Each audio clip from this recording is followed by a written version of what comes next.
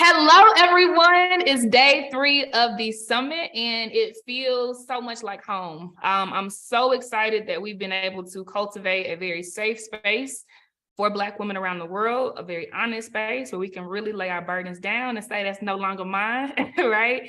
And smack dab in the middle of the summit, I am so happy to have Dr. Christian here with us. I will let her talk about all of the incredible things that make her magnificent, but I truly am grateful that it is her that we get to talk about this concept of reimagining the gravity of no. I have chills as I say it because that word has so many connotations, but we need to add a little bit more on there. So without further ado, Dr. Christian, again, I'm just thrilled that we're having this conversation today to hear your perspective on these things, reimagining the gravity of no. I do believe, after following your brand, even before I got to speak to you for this event, that it has to be your experiences and your training and your influences that have wrapped up and culminated to usher you into the season that you're in today. So please do share your story with us and how your experiences have come together to bridge you to where you are today. Absolutely. Thank you so much for inviting me to be here. I'm getting chills in the moment, the space that you're creating for Black women to be vulnerable, to be themselves, to invest in themselves. I'm just so excited to be a part of the conversation and try to help lead us in that way any way that I can. Thank you. I'm happy that you are here. So yeah, what would you share about your background, even your training, maybe some unexpected experiences that helped you to, launch your business or the things that have shaped, right, who you are from inside out? Okay, that's a question. How much time do we have? It's taking me an hour to go through what made you who you are.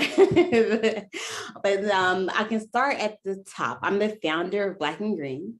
So Black and Green is an e-commerce marketplace where we source all natural, non-toxic products created by Black women.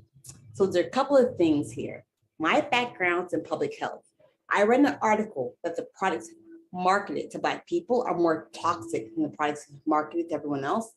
I thought that was absurd. And so I went on a journey to buy as many natural, non-toxic products as possible for myself. I was looking up every ingredient, trying to check the environmental working group, trying to see how toxic those ingredients were. I spending a lot of time doing this. About 6 months into my journey of trying to buy all natural and clean, I read the book Our Black Year by Maggie Anderson. And in that book, she talked about the power of your dollar, how you can be an intentional consumer and make sure that you're consuming things that align with your values. I said, ooh. So I'm on my head, okay, what do you care about? What do you want to do with your money? And how can you make your purchasing align with that? I said, okay, I care about Black women. I care about Black women businesses, and I would love to support their brands.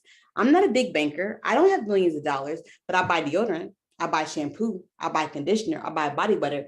What if I can buy those non-toxic products from Black women? I can help their businesses grow and thrive. And so I went back to my list of all natural, non-toxic products. And I said, okay, now I want them to be all Black owned. So I was scratching some off and adding more to it. And I had this long list of products I was buying, and I was complaining. I was complaining to my husband and said, man, this takes so much work. I got to order from all these different places. Some stuff work, some stuff don't work. I said, this is a lot of work. I wish there was a place where everything was Black and green so I could just go out and buy it. And that's the way Black and Green got started.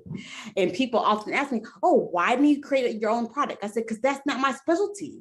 I don't know everything I need to know about skincare. I don't know everything I need to know about hair. That's not what I do. But what I can do is I can create a space where women who are already doing this can push their products forward. And so that's what I chose to do instead. I spent my time, my energy, my education, my background to create a space to help promote and push Black-owned, women-owned, non-toxic brands forward into the forefront. So that's kind of the work I've done with Black and Green. That in and of itself is so transformational, right? I think women hearing that is so transformational because a lot of times we feel bad about the fact that we're saying this is too hard, right? I don't want to have to go through all of this work. And because you leaned into that fact, it was a fact, right? It was hard. It still is hard. We're still very fragmented in the world. Because you leaned into it, you made a solution that everybody needs, period, right? Exactly.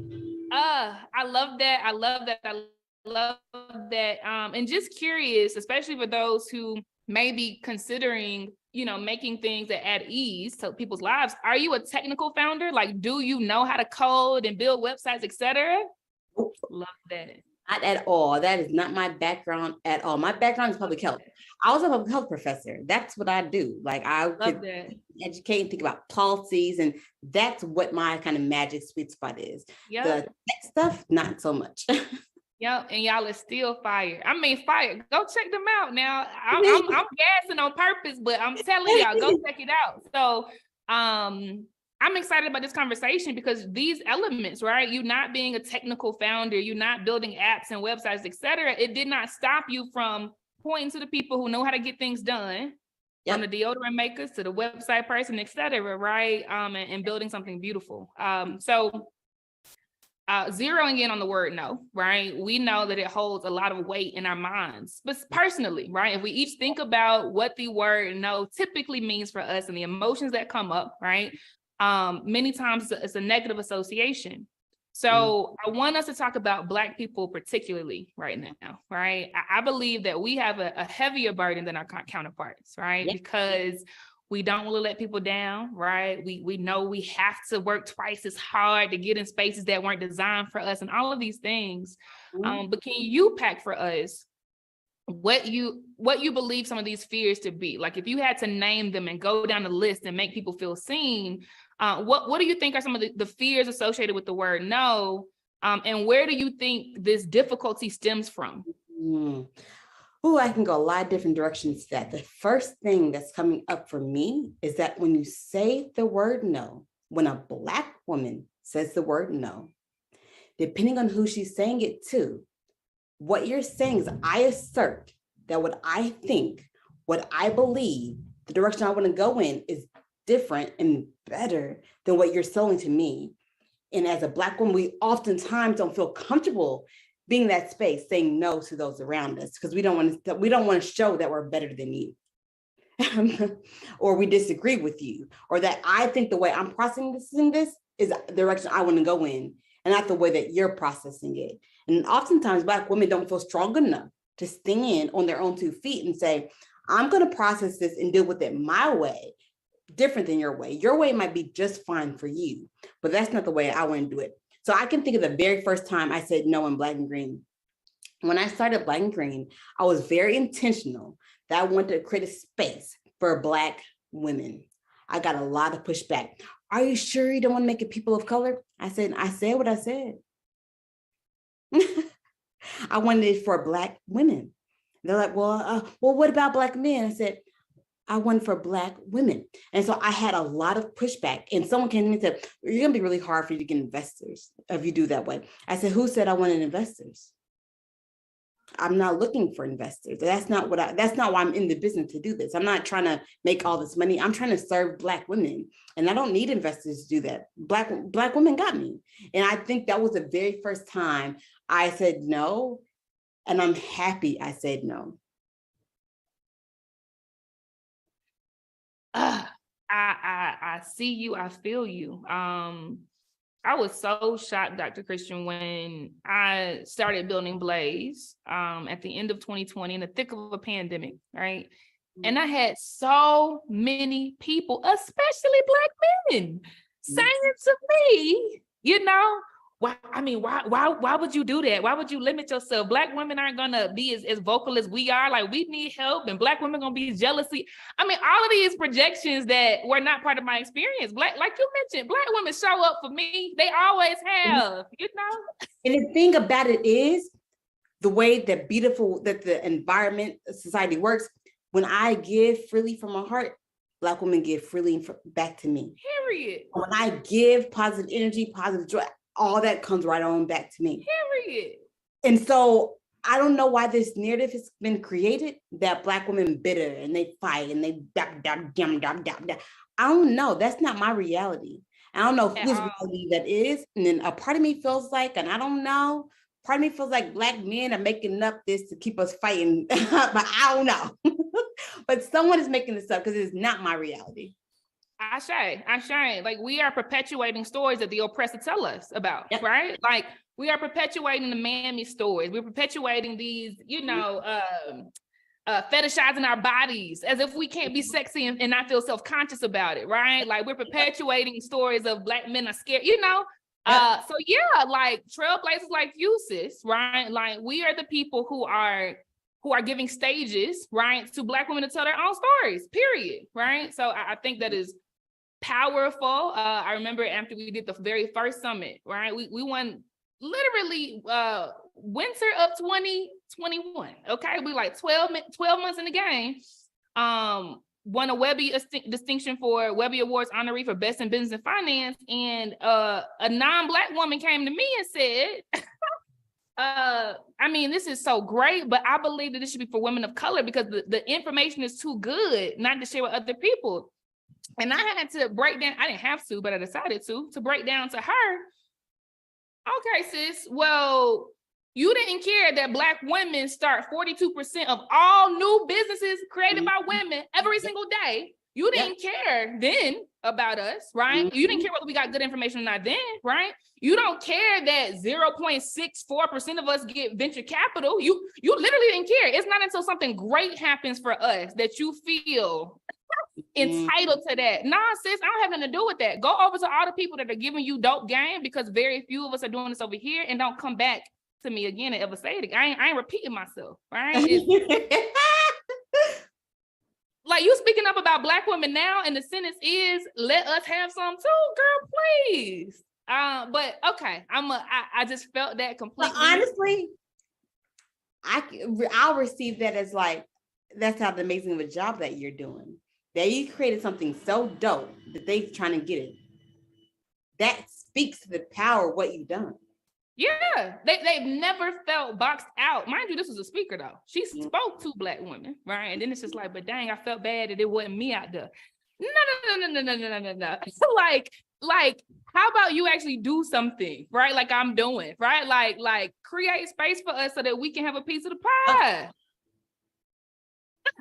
Absolutely. But anyway, super dope. So, I want us to start, defining what this reimagination would be of the word no, right? Because it's important that we reclaim our power like you're doing, like I'm doing, right? Without permission, and really start imagining the good that can come from the word no, the comfort that can come from the word no, right? So, Dr. Christian, what would you say are some of the ways in which the word no has already added liberation in your life and peace in your life and joy in your life? Yes. So before I got to the point where I can say no, I had to take a step back and figure out, what do I want? What brings me joy? What makes me happy? It's hard to get happy if you don't know what brings you there. You bounce like this if you don't really know what it is. But once I knew what makes me happy, what brings me joy, then saying no was a little bit easier, because in my brain, you're not going to distract me from my path. So anything or anyone that distracts me from that, I'm going to say no to. So I can give you an example. I know working out is a part of my path to getting happy. Whenever I'm feeling down, whenever I'm not feeling good, I run to the gym. I know that is something that works for me. All right, you aren't feeling good, just go to the gym and say about 30 minutes. You don't need a long time, just 30 minutes, just work it through, or just in your brain. I know yoga does that for me. Just give me an hour to lay back and clear my thoughts. I know these things are important for me. I had a really good friend of mine who wanted me to do a session for her. We have been trying to find a session. And I said, okay, I'll give up my yoga for you. Then I started thinking about it. I said, Kristen, don't give up your yoga. Yoga is important to you. Me, who didn't know herself well, would have been trying to please my friend. And so let me just do what she needs, because I want to please her. I want to help her get what she needs. And I would have put myself in the back burner. But the new me that understand that I can love myself and I can take care of myself. And there's power in the word no. I texted her. I said, hey, I really can't miss yoga. We have to find another time. She said, no problem. Let's find another time. It was easy. I was like, okay. So she wasn't mad. I did it. And I was happy because I stood up for myself. So I think those little moments when I say no, I realize it works out. And I was, oh, she's gonna be mad that I didn't do this. Oh, I was telling myself this whole narrative about the potential negative of it, but it ended up being just fine and perfectly. And I got what I needed and she got what she needed. That's so good, because I think it's important for us to make peace with the fact that the word no does mean that you are denying somebody of something, right? And at times yourself even, right? But to be comfortable with that, right? And to also look at what is being gained. A lot of times society pushes on us anything for money, right? Anything for clout, anything for notoriety, etc. And we die early deaths. We have horrible health, experiences. Our mental health is shot, right? And yeah, I think we have to get very, very comfortable with this notion of, deprioritizing other people's desires so that we can prioritize ours better. And that's right. That's teaching our family how to love us and how to protect us and how to show up for us. It's teaching our jobs what to expect from us and to stop having them think that we are the mules who are going to go beyond human capacity to get it done. Right. But that first question is teach them. In order to teach them is you have to know. If you don't know, you're going to just get pulled in direct. Okay, they asked me. Okay, they asked me. Okay, I'll do. Okay. Because you don't know what you need. Once you take a step back, like, what do I need? I need my 10 hours of sleep. So when someone asks me, well, 10 is a bit much. I need my 8 hours of sleep. So when someone asks me to come to something at that midnight, no, my bedtime's at 10. I'm sorry. That's not going to work. And so you have to know yourself well enough to know when you can say no. If you don't know yourself well enough, you're going to be pulled. You're constantly going to get pulled because you don't know when you should say no, because you don't know what you need. So the first step is you have to figure out what you need. Write down all the things that bring you joy, all the things that make you happy. And you try to structure your life in a way they're doing more of those things as possible. At the end of the day, we're all going to die. I became very intimately close to death. In 2019, July 1st, 2019, I was in a car accident, a life-threatening car accident. A car hit us, our airbags didn't deploy. I was immediately unconscious. I got airlifted to the hospital. I was in a coma for about 30 days. The neurosurgeon told my parents I had one of the most traumatic brain injuries that they had ever seen. They warned my parents and my family that I may be a vegetable. I may never move again. I may never talk again. Who they knew, I may never be her again. So they prepared them for that. But me and Guy had another plan. So I strive, I worked hard to get back to the point where I can walk and I can talk and I can drive again. I can do all these things again that they didn't think that I could do. But I came back in this world with a different perspective on life, is that I know I'm going to die. I became very intimately close to dying. Actually, when I was in a coma, I met my grandmother who had never met in this world. I met her, my dad's mother, and she looked at me and she said, baby, now's not your time. I said, okay, Granny, now's not my time.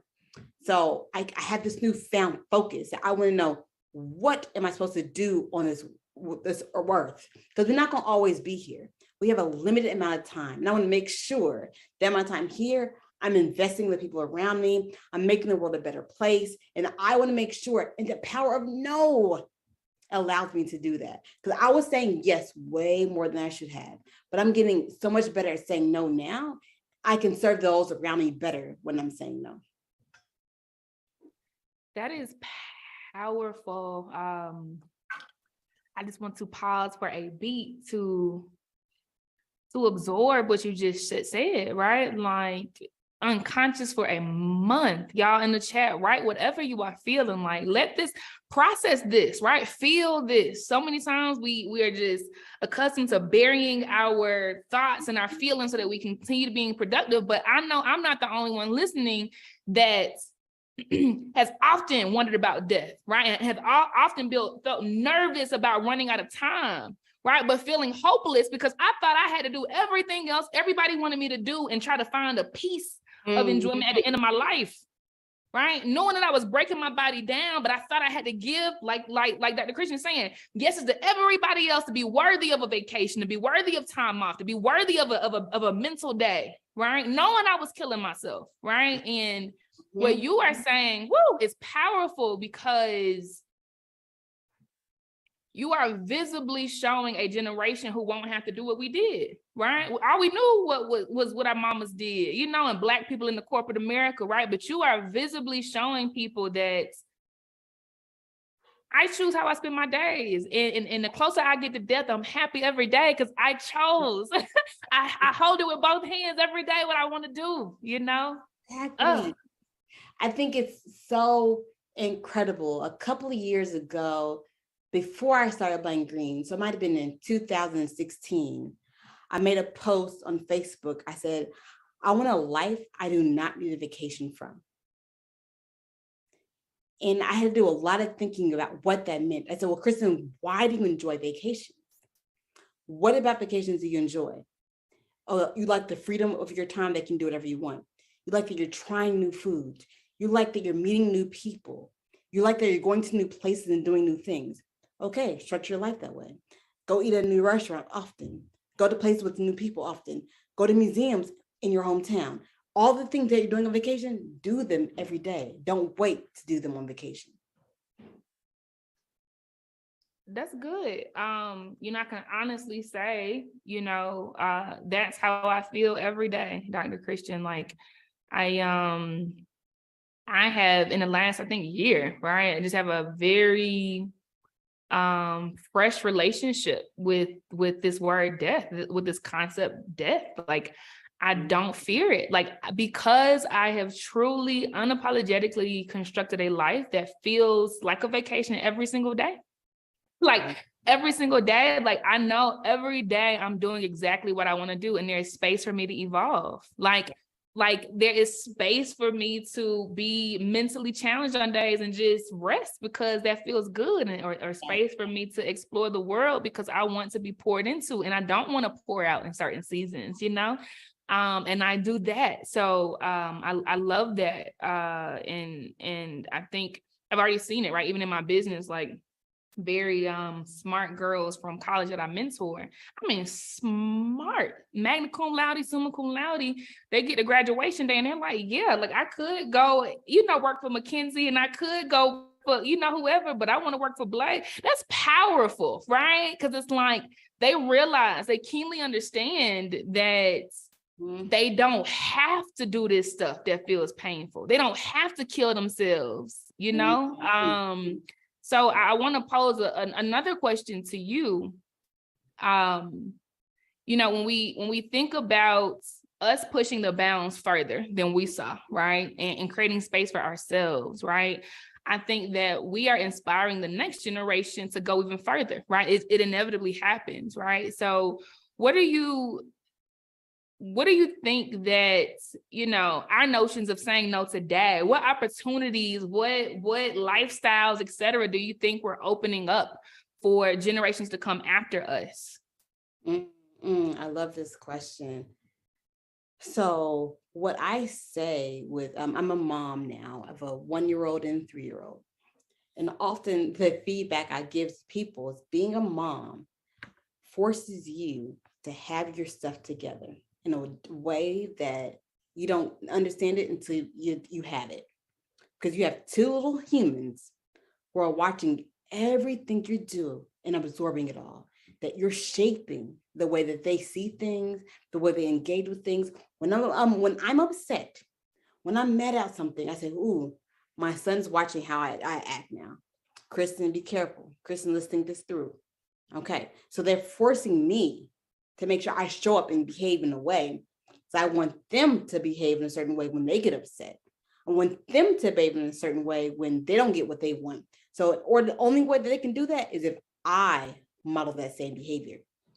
So when I think about what we're doing for those coming up behind us, I think we are trying to show them that we can model our best behavior and show up in the world in a certain way.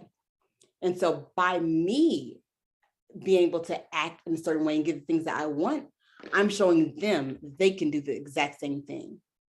So I think that's kind of where my brain is going. My brain is kind of this freedom I want them to experience, this freedom that I don't want them to have certain desires and certain choices to get something else done. Well, I want to look this way. I want to do this thing. I want to seem professional. I want to seem da. So I have to do all these things. No, release all that. What brings you joy? What makes you happy? What makes you feel the most free? And try to set up your life in a way that magnifies those things. In order for my boys to do that, that means I have to do that. I need to model my life in a way that is maximizing my joy, not my happiness. Because let's see, if my son, if I'm constantly complaining about not liking work and not liking what I'm doing, that's what he sees all the time. Well, mommy did a job she didn't like, so I guess I should go get a job I don't like too, because that's what he sees. But what he sees is, oh, mommy doing her black and green stuff. Mommy loves doing her black and green stuff. Oh, I want to start something like mommy started. That's what he sees. So that's what I think I'm trying to do around my boys, is model what joy looks like. I don't think Black people know what joy is. We're so used to struggling. We're so used to fighting. And honestly, some of us feel guilty when we have joy. We feel guilty when we're happy because we know all this mess exists around us. But I'm saying in that mess, you can have joy. In that mess, you can be happy. And so I want us to figure out a way to be joyful and teach those coming around us it's okay to be joyful. Don't be fearful of being happy. Don't be fearful. Don't be scared. Don't be intimidated. Don't feel like it's wrong to have joy. That's so good, because it really does push past the bounds of today, right? Like, you're not saying that you don't want to complain in front of your boys. You're saying, I don't want to have things to complain about. Oh, that's different. Yep. That's different. Yep. Right? Because we learned respectability politics. We learned to go into these spaces that feel horrible and hold our head up and don't ever complain. Don't let them see you sweat, right? Like, that's front, and we learn how to front, right? And so our lives, like you mentioned, is filled with pain, right? Asphyxiation, where we can barely breathe every day, right? But you've chosen, that's deep. You've chosen the life that you love, so that your boys know freedom. And we haven't known freedom, right? Like, we haven't known freedom. This is so funny. Me and my husband went out to eat. It was about a couple months ago. And these little white kids are just running around freely, getting into stuff, getting all up underneath things. They parents ain't saying nothing to them. I said, little Black boys running around doing that. Sit down, come here, sit down, put your legs down, put your legs. They got all this correction. These little white boys was jumping around, shaking and circling. And I told my husband, said, those little white boys have a freedom that Black kids cannot have. He said, because they can't. He said, they can't have that kind of freedom. I said, but I want my boys to have that freedom at home. If they can't have it in public, I want my boys to have that freedom at home. That's good, and I say, probably not even often enough, safe spaces over everything, right? Like, I understand why our parents and our grandparents and our great-grandparents taught us to be so controlled, because it was truly a matter of life or death, right? And today, Black men killed by police. I get it. Period. I understand why we need respectability politics. That made us survive. It's how we survived. Period. I understand why they exist the way they exist, but I want to create an environment where they can be free. I understand the history of America that has Black folks living in this fear. This speak what it is. We're living in this fear that at any moment we can be murdered, or we can get something that we deserve taken away from us. We're constantly living in a space of fear. It's hard to be free when you're fearful. So I want to create an environment where my boys feel free in, which might not be possible, but that ain't gonna stop me from trying.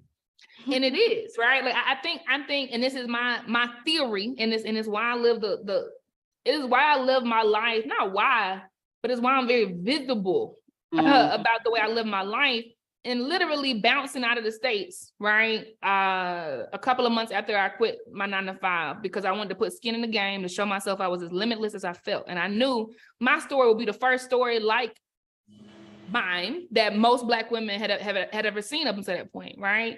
And literally being a digital nomad and building Blaze, right? Like literal global awards, literally like creating products on the continent of Africa that nobody's ever seen before, like thousands, like, but I'm a digital nomad, bro. Like since February 2021, I've spent a total of 2 weeks in the States, 14 days.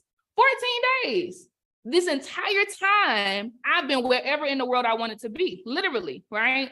And so, and this is why I'm realizing I need to unpack what I mean when I say safe spaces over everything. Like, there are places that are so dangerous for Black folk, but we don't have to wake up there every day. There are school systems that are so dangerous for Black folk, but that does not mean it's better than homeschooling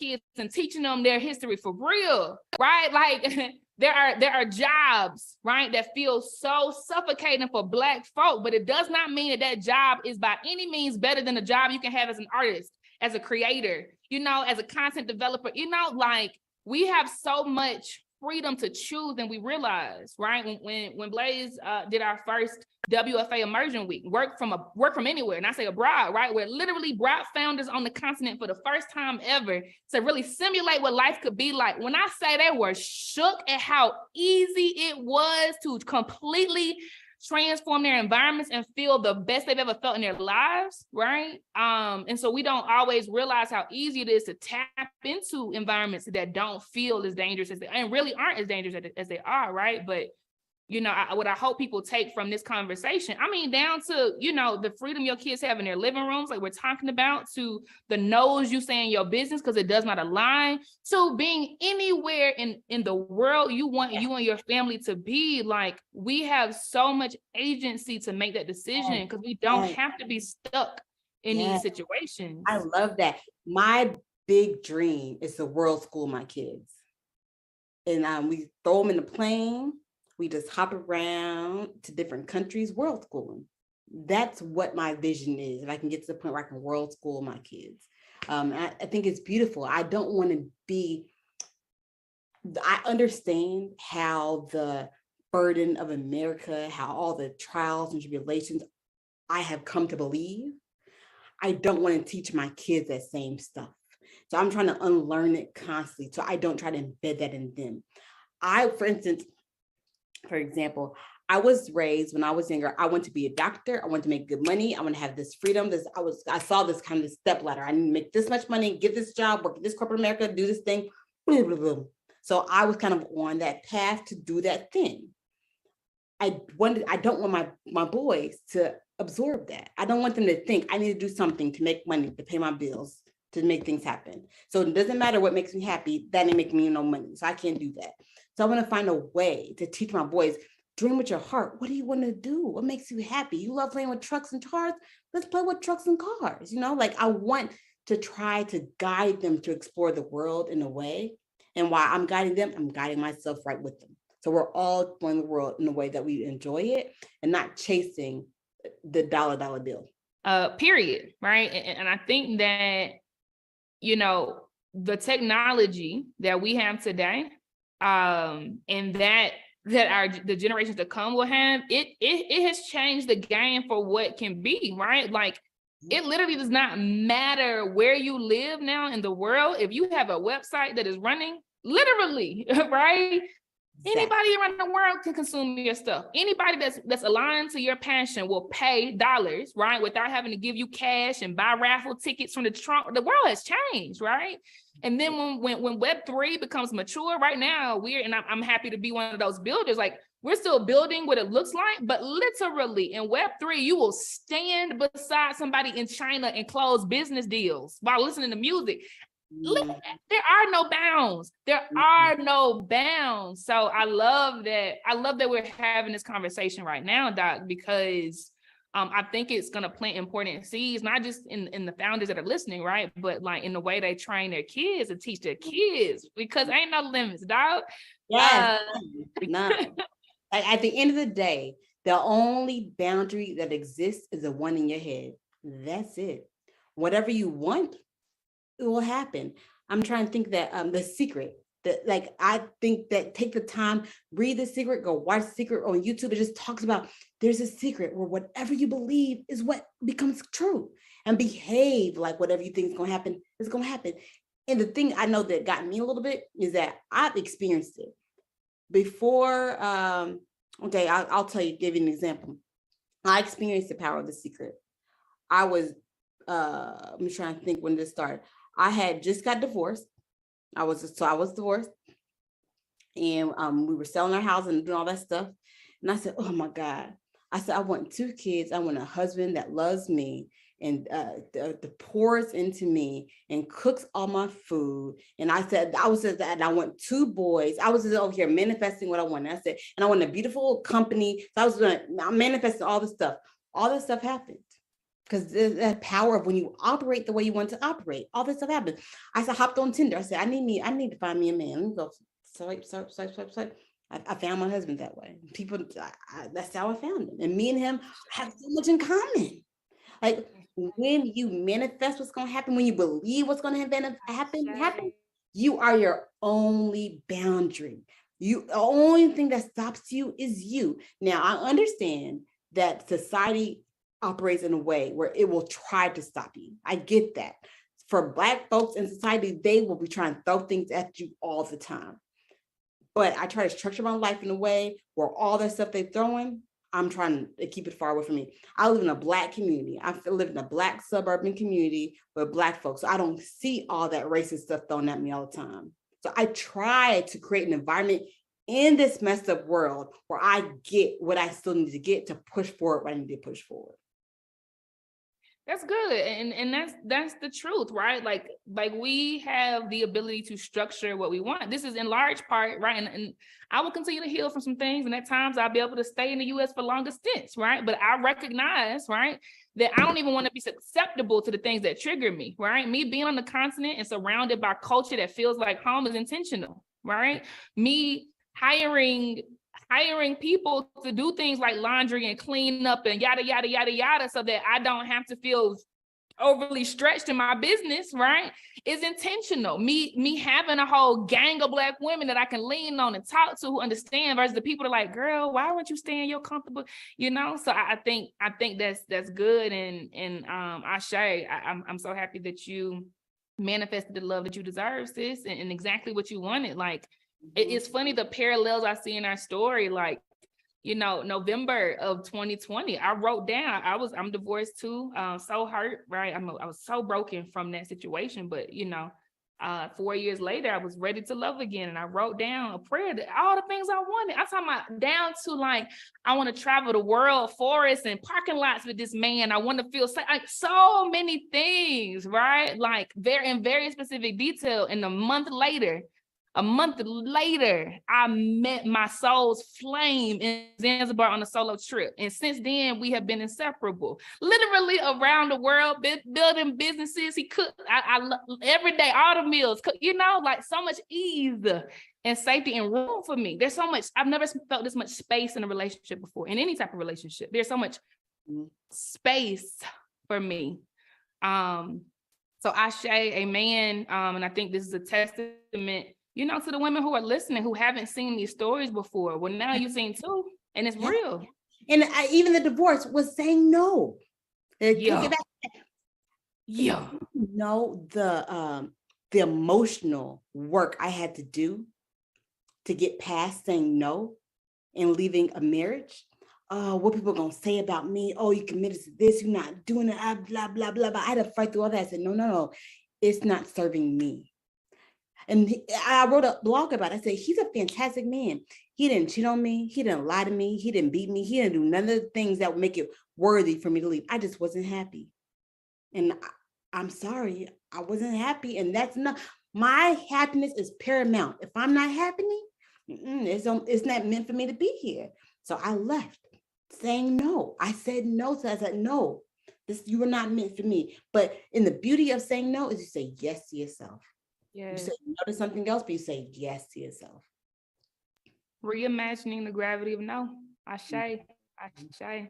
So, I love who you are personally, right? But I love how you carry this authority, right, over to the way you show up in business and in your industry. You definitely raise the standard of what we should expect and how we should move through the world, right? You ensure that your products are ethically sourced, and even more. And I think that's a purposeful way, right, of setting standards for humanity. Though it's not talked about a lot, you really do introduce purpose in everything that you do. So can you please shed light on the things that we should be more conscious of as we choose companies that receive our money, and or business? Yeah, that's a good question. Of course, it was the kind of the same answer I said is what's right for me may not be right for you.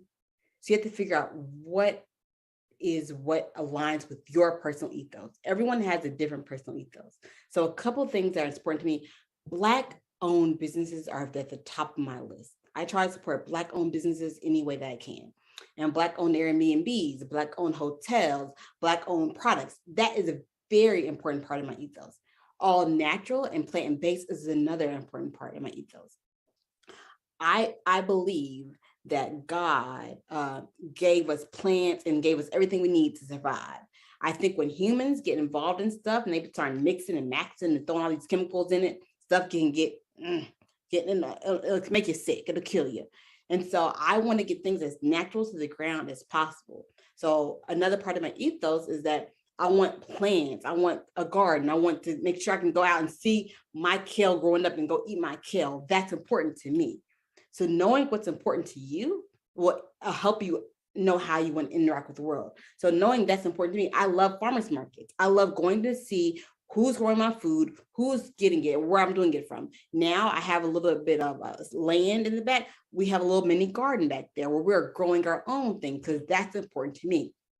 And I don't want to consume all this crazy stuff that was made in the lab. That's not a part of what I want to do. I want to eat natural. And so that's also something else that's important to me. So outlining what matters to you, small is also something that matters to me. If I can't find a Black-owned business, I want it to be a small-owned business. So a large corporation don't feel good to me. Big, large corporations in general just don't feel good to me. So I try to support them small as I can. So just outlining what matters to you and then trying to spend your money in places that align with that. So when you look around my house and you look around the things I'm buying, you look at what I'm investing in, it seems like it's in line with what I believe in. If my house seems like a disconnect with what I'm talking about, then something is not in alignment there. And I want to make sure I'm in alignment with everything I'm purchasing. Even my clothes, I go and buy my clothes from the secondhand store because if people have already used them, I can just reuse them. So even to me, that's a way for me to invest back in and be natural and be sustainable. I don't have to get all brand new, all new. Like I can go get something really cute. I got some really cute pants from a secondhand store. I just got them tailored. The things are popping.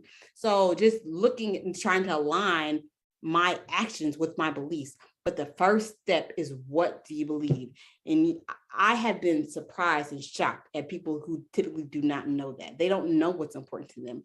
They don't know what they believe in because they have been living in a world where other folks around them, their parents or their friends or society has shaped their beliefs in a way that they haven't shaped their own. So I think that's the first step, is know what matters. Go spend time alone. When you're just alone, sitting in your car or alone in yoga mat, just think about what feeds you. I just want us all to pause for a beat on this, right? And absorb this and listen to all of the things that our bodies are saying to us right now, right? Dr. Christian's done a beautiful job of affirming us to ask. She asks over and over and over again throughout these examples, what do you believe in? What feels good to you, right? Do you know what feels good to you? And she gave several examples of how she spends her seconds of her day, like leaning into the things, right, that reflect her beliefs. So I want us to slow down, right? And think about this right now. Feel it. And whatever is coming up, don't push it down. Yes, you have the authority to say yes to those things, and you have the authority to say no to the Absolutely. things that aren't in alignment. That's so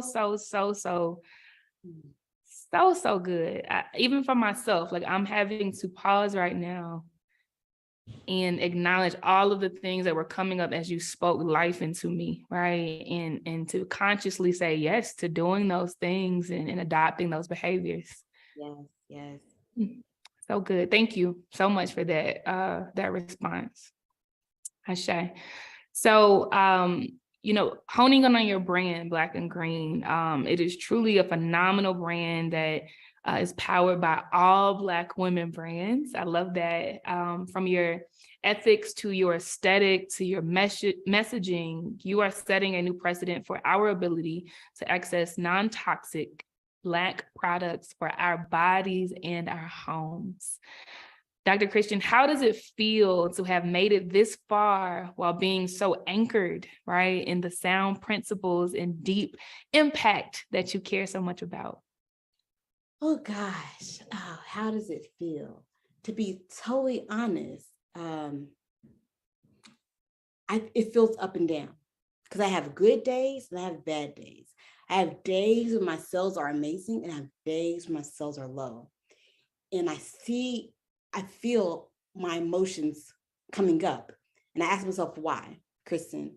Why are your sales being low, making you make a reaction to that? Is your sales the reason why you started your business? I say, no, that's not why you started. You started to support Black women. So why does that matter? And I said, okay, the reason why that matters is I'm wondering, do they still need this? And so I'm looking at my sales as a reflection of need. Because in my brain, if they need this, the sales will come through. Because at the end of the day, Black and Green does not have a single investor. Black and Green purchases all our products from Black women owned brands and we sell them. The only way we stay open is if Black women are purchasing products from Black and Green. And so I said, okay, that's the reason why you're getting nervous, is because you're worried that if your sales start to drop, that you might be pushed to close the door. And that is what makes you frightful. I said, okay, so that's where the fear comes from. So I did not start Black and Green to make money. I don't need to make money. I was talking to my accountant the other day. I said, if we broke even, if my expenses and my income were even zero, I would be happy. I said, that's all I want. I wanted to be even. And she's like, girl, you can make a little bit of money. So why can't Black women make money? I said, Black women can make money, but in my brain, I don't want Black women to give me their money. I said, there's big corporations out here, let them give me their money. But I don't want to take all the money from Black folks. I need to work through that some more. But right now, my brain is not being pushed on trying to get the money from them. I said, yeah, I need the money, but not from my audience. So I'm trying to work that through with her. At the end of the day, I just want us to break even. When I feel like we aren't breaking even, that's when my nervousness comes up, that I'm worried that we will be able to keep the doors open if women don't believe enough in my mission to purchase for Black and Green. When Black and Green started in 2017, a lot has changed. Since then, 15% pledge, where a lot of marketplaces have made a commitment to put Black products on their shelves. And so you can walk into the Walmarts and Targets of the world and buy Black-owned products. Back when I started Black and Green, you couldn't do that. And I have seen my sales drop. I don't know if it's because of that, but I just have seen my sales drop. And so I need to find intentional customers who will continue to support Black and Green, even though honestly, we're a little bit harder. If you need a shampoo, you can just run up to Target and get it. It's easier probably just run up and get it. But if you're buying where we can ship it to you, then we got you then. We got you. So I need an intentional buyer who can wait a couple of days to get something shipped to her, to still invest in Black and Green, and knowing by her investing, her shopping with us is going to help me keep the doors open at the end of the day. Ashe, and heard you loud and clear. I see the comments going off. Everybody has heard you, and I want to speak into her right now. I want to speak into that woman, even that little girl on the inside of you that may be a little fretful of a lot of things, right? Things shutting down, maybe fretful of what growth looks like, right? Maybe fretful of what it would mean if the world knows your name. And I want to tell you that you are so worthy of overflow, and it is coming. You are so worthy of the world knowing your name, and it is coming. You are needed. People are yearning for you. You are who they are waiting for. Your name, your brand, your style, your aesthetic, your stamp of approval, right? And keep going. This is nowhere near the ceiling. Corporations are going to look to you to get to us, period. Yep. That is going to happen. So Ashe, and thank you for being so vulnerable with that answer. It's absolutely beautiful. Absolutely beautiful. It's truly an honor to slow down and hold space in such an intimate conversation, or an organic conversation with you, Dr. Kristen. You are truly carving out a much needed space in the market for Black women and our families. As we wind this down, right, I want to know, what are the things that we can do collectively to show up for you and your business? I love that question. I always tell people there are a lot of ways to support small and owned brands. The first one is, of course, buy their products. But after you buy their product, leave a review. That's so powerful. I was just talking to Yelp. That Yelp, she's saying a big issue that they have is their people are looking for Black-owned products. They're looking for Black-owned vendors, but Black-owned vendors and Black-owned products tend to not have reviews. And unfortunately, people pick product and pick places to go based off of reviews. So I wanted to leave a review. When you have a very positive experience with something, leave a review. I think that my experience has been, we only leave reviews when we have a negative experience, and that pushes us to leave a review. I wanted to change that and leave reviews. We have positive experiences, because by us doing that, we're investing in that brand to be able to go and to thrive, because we now left them a very positive review and attach a video and attach a picture depending on what your background is. So leaving reviews is very, very important. A new project I'm working on with Black and Green is I've been trying to sell directly to consumers since 2017. A new project I'm working on, I'm actually very excited about, is partnering with people who are planning retreats, so retreat planners or corporations or small businesses that are doing holiday gift boxes. And now I found out a lot of companies are doing employee gifting, where I guess employees are trying to keep their people from leaving and starting their own company. So now they're trying to invest more into the employees, which I just learned about this. So a lot of the companies are giving their employees a monthly box of different things.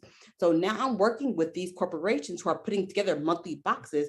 Now I'm putting together monthly boxes of Black and Green products to send to their employees. I'm very excited about that. And so if I can get more connections with, when you are running a business, or connections of people running a business, that I can help me work with them to kind of curate a box for them to give to their employees, or any kind of gifting you want to give to your staff, you want to give to your businesses, you want to give to your clients. I had a client I'm working with now. She said, I want to send a box for the holidays to my top 5 clients. And so she went through my my website, picked out products that she thought she would like. I'm putting those boxes together. I'm going to ship them right to her clients. So these kind of ideas, I think, is going to push Black and Green forward. Although I may not get the same sales on every day, now I can make these kind of partnerships with brands, because the beauty of Black and Green is I have a variety of products. You can get a candle, you can get a shampoo, you can get a tea, you can get a body bath. Most places you cannot do that. So I am giving you the space to pick a variety of goods to put in a box for the holidays. I love that. And I would love to partner with you. Please put my name on the list for boxes. I'm sending boxes to my top clients, right, on the consulting side, and anybody that refers those clients to me. So we're literally in the process of shopping for those. So we'll be working with you.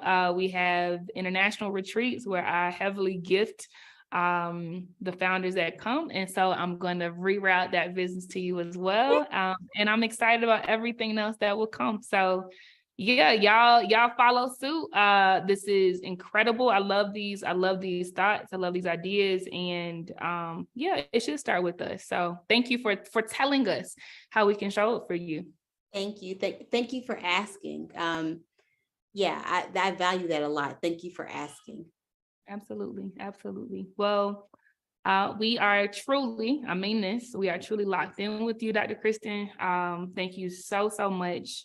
So before we wrap, please tell everyone how they can find your business, how we can all stay abreast of the incredible things you're doing in the world, and anything else you want to leave us with. Absolutely. So my business website is www.blkgrn.com. All my handles and all the social medias is BLK and GRN. So you can find us on everything. Instagram, Facebook. I'm on the fence if I'm going to stay on Twitter or not. We'll see. Yeah. We might be pulling our Twitter down. I have not made a decision yet, but Twitter might be gone soon. We on Pinterest, we on YouTube. So you can find us in all those places. And our website is www.blkgrn.com.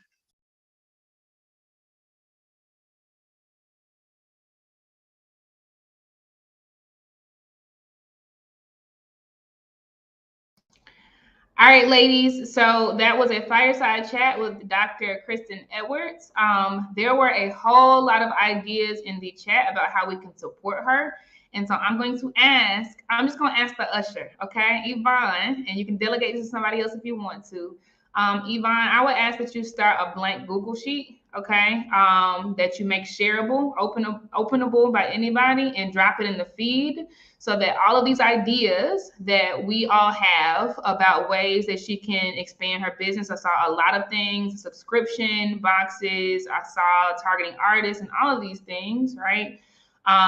Please do drop a link to a Google Sheet, and Yvonne's going to drop that in the feed, and you all just add your ideas, Yvonne, if you want, or please do drop, put in a name and an email address column too, so that if Dr. Kristen wants to reach out to anybody to follow up on anything, that she can. But I definitely want to pass along all of these ideas from the tribe to her. I will say that I'm so happy she told us what she needs, and Blaze was already planning to buy holiday gift baskets from other people, right? From companies that I'm sure aren't Black owned. Anyway, because it's just a beautiful thing to do for a lot of the people that show up for us. And because she said what she needed, she got our coins instead. Okay. And we've never been able to give stuff that was full of stuff from Black women entrepreneurs. So it's really, really dope. So for those of you who are consultants, so Blaze has a consulting arm. We have a couple of huge clients, right? We were able to leverage her for those gifts. Okay.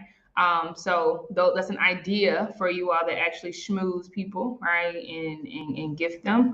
Definitely lean into her. All right. So, and if you're interested in doing something like that, put that on the Google Sheet as well. We are going into our next session, which is, okay, it is Activism is Calling. It is a workshop. Have your pen and your paper. Shadi that's coming up. Her name is Marcasa from Milwaukee. Honey is not the same out there in Milwaukee.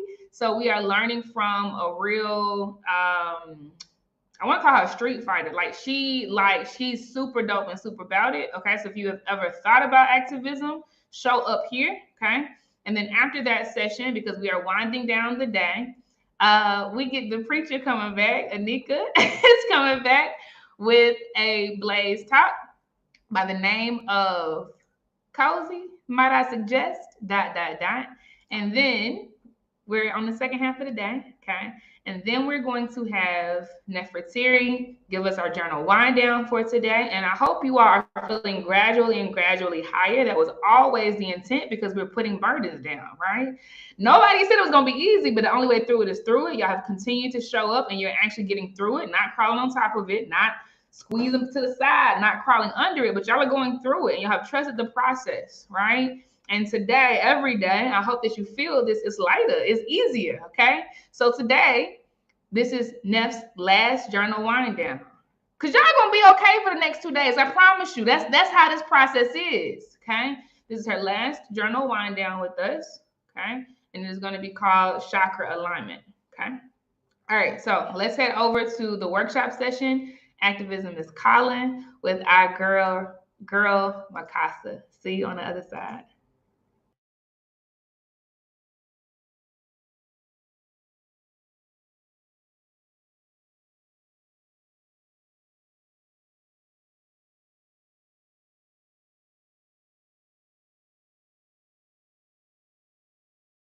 Hello. Good day. My name is Marquesa Tucker Harris, and the workshop that you have entered is called Activism is Calling. Super excited to be with you all here today. Such an amazing opportunity for each of us to share our gifts, our talents, our skills, and all the things that God has given us to present out into the world. So I'm happy to be here with you all. So the title of my workshop is called Activism is Calling. Welcome.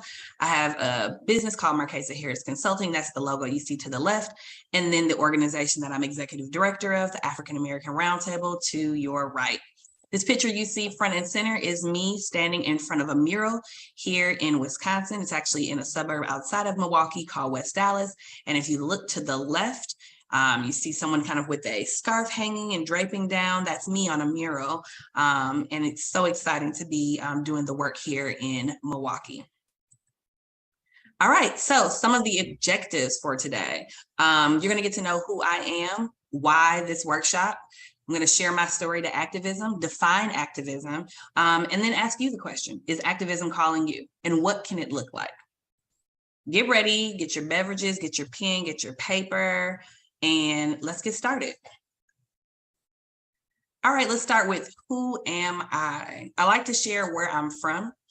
I am the granddaughter of Lonnie and Ruby Mae Tucker, hailing from Mound Bayou, Mississippi. Do we have anybody out there that's from Mississippi?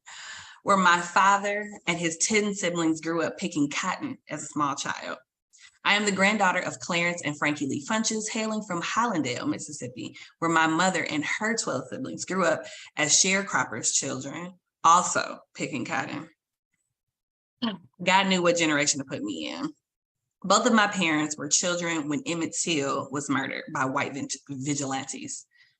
Activism has been calling me before I was born, y'all, when my parents weren't able to speak up and fight for themselves, and I'm so happy to pick up this torch and do so. I am also the mother and daughter, sister and cousin, TT, godmother, and a daughter of God. The picture in the center are my parents and my daughter, Zoe Isabella. Let's keep going. All right, so I'm from Milwaukee, Wisconsin. I grew up near the suburbs where my parents planted themselves after wanting to be far as possible as they could from poverty in the Central City. You know, coming up through the Great Migration in the 70s, they wanted to be far away from poverty, but also they wanted to get away from Jim Crow laws and the mess that was going on in the South, right? Only to come to Milwaukee and be in more mess. Milwaukee, I won't say wasn't any better, but we definitely have our own issues. I grew up pretty privileged. I have to say that we were blessed to live a pretty comfortable life for the most part. My parents worked full-time jobs. My father worked in a factory. My mother worked in corporate America, and they own real estate throughout the Central City. So we've had those multiple streams of income all my life. Grew up in an area where it was a mixed neighborhood, Black, white people, older people, homeowners. So just an amazing place to grow up and live, but definitely far away from the Central City. Let me tell you a little bit more about Wisconsin, Milwaukee, where I'm from. Wisconsin is known to be the worst place for Black people to live. An UCLA report finds that K-12 schools in Wisconsin suspend Black high school students at a higher rate than anywhere else in the country, and has the second highest disparity in suspension rates, white and Black students. Milwaukee has the state's biggest city, suspends Black high school students at a rate nearly double the national average. It's unfortunate that, they say that Milwaukee and Wisconsin is the worst place for a Black person and to raise your Black children. Wisconsin's budget allots more funding for corrections than it does for higher education. Wisconsin also incarcerates most Black men in the country. There's a specific zip code that people talk about. More than half of the Black men in their 30s and 40s have served time. And in the 53206 zip code alone, 62% of all men have spent time in an adult correction facility by the age 34. So disturbing, so heartbreaking. A report from the University of Wisconsin-Milwaukee links the state's massive Black prison population to sentencing and policing policies that disproportionately affect Black people. Milwaukee is said to be the most segregated city in the country. This is where I'm from, y'all. Can you see why activism had to call me? So let me tell you a little bit more about myself before I get into the activism story. I left Milwaukee, went to Grambling State University, and thought, hey, maybe I will go and matriculate in mass communication. So I got my bachelor's of art because I thought I wanted to be the next Cheryl Miller. If you're not familiar with her, she's Reggie Miller's sister, an NBA basketball player who was a sports commentator. I didn't see a lot of Black women sports commentating. I thought, maybe I'll go and do that. So I did that. And I quite honestly have to tell y'all that this was something I wanted to do. Maybe not what God called me to originally, but I thought, why not try it? Amazing time of my life in Grambling. So I graduated and I came back to Milwaukee. I came back to Milwaukee and thought, let's get it in. Let's get into these media jobs so I can become a sports writer. I thought, whatever way I can get in the door. So I began working as a radio producer for a sports and news program, then got a part-time job at an assignment desk as an assignment desk editor at an ABC affiliate, WISN, and later got a full-time job at a CBS affiliate doing the same thing as an assignment desk editor. You kind of sit at a desk, you listen to all the scanners, you share where reporters should go, where photographers should go to cover the news. After getting that job at CBS 58, the ABC affiliate called me back and said, hey, we want you to come and work full-time. So I did, again, still at the assignment desk. But I realized as I tried to put together what they call a newsreel, it was not coming to me very well. And I'm a go-getter, so anything I put my hands to, I can pretty much do. But that thing was not happening. And so I decided to leave. I also realized that news was a farce. Like the whole thing around news was just a farce, like trying to get the news first. And the news that we're getting out was terrible news. Like it wasn't helping people. So I decided to leave and went into daycare. I went and worked at a childcare center. How did I get there? Actually, a girlfriend of mine who I met in media owned a daycare center. She left media and said, hey, do you want to come and get some management experience? And I thought, why not? Let's try it. Lord, I don't know what you have for me, but I'm willing to try. I would say while I was there, I really, really, really was exposed to the trauma and all the situations, the horrible environment that people in Milwaukee were living in. I saw the trauma of parents, children, childcare workers, men and women, and the issues to get in the childcare system, right? To get the childcare hours. Parents are trying to go to school, they're trying to go to work, they don't have enough hours. Children being suspended, only to really figure out that these children are dealing with mental health issues. They're in crisis, right? And suspending them and sending them to the daycare is not the help that they needed. So I knew that was a wake-up call for me. I want to be actually a part of changing the environment, changing the landscape, changing the conditions in my city. I didn't know, but activism was calling me there as well. So I left daycare in 2018, and I went to go work at my first nonprofit job. So I went from corporate to nonprofit. And if any of you all know, corporate and nonprofit is like day and night. And so I had to get used to that. But when I left there, I went and became an office manager. I love, organizing and putting things together and making sure paperwork, all the T's are dotted, all the T's are crossed, all the I's are dotted. And this organization, Wisconsin Voices, worked with a bunch of different community organizations. And I thought, this will be my way in, right? This will be a way for me to volunteer maybe in an organization and learn about what they do and possibly connect to an issue that's close to my heart. So I did that, got there in January 2014. April 30th, 2014, I remember hearing a Black man, Dontre Hamilton, the man to the right, was murdered by a cop. The cop to the left, Christopher Manny, in the middle of the day, across the street from City Hall, and he was shot 14 times. I remember sitting on the couch watching a protest and seeing his mom and his brothers and other people in the community responding. I had never been to a protest before. I had never done, anything that I considered activism, but I felt a pull. I literally felt a pull off my couch one day. I hopped in the car, went to a protest, and just told the family, hey, I don't know how I can help. I don't know what I can necessarily give, but I'm showing up. I'm showing up and I want to help. And that's when my activism started. Officially, I would say, because like I said, it's in my blood, but that's when it officially began. So thankful I answered the call, y'all. So I became an organizer and an activist and fought for families who had been affected by police violence. That's me to the left at that same park where Dontre was murdered, Red Arrow Park here in Milwaukee, Wisconsin. That was me leading a chant, and that's me to the right, supporting Dontre's mother, Maria Hamilton, at a different protest, speaking truth to power, talking about our demands, what we want, the type of city we want. And so it was a very, how do I describe it? It was a God divine moment in my life. This is me also. I fought for families like Jay Anderson. Jay Anderson was also murdered by a cop here in Wisconsin, actually a suburb right outside of Milwaukee called Wauwatosa. And that's me to the right wearing a shirt that says Justice for Jay. And then I also fought and continue to fight.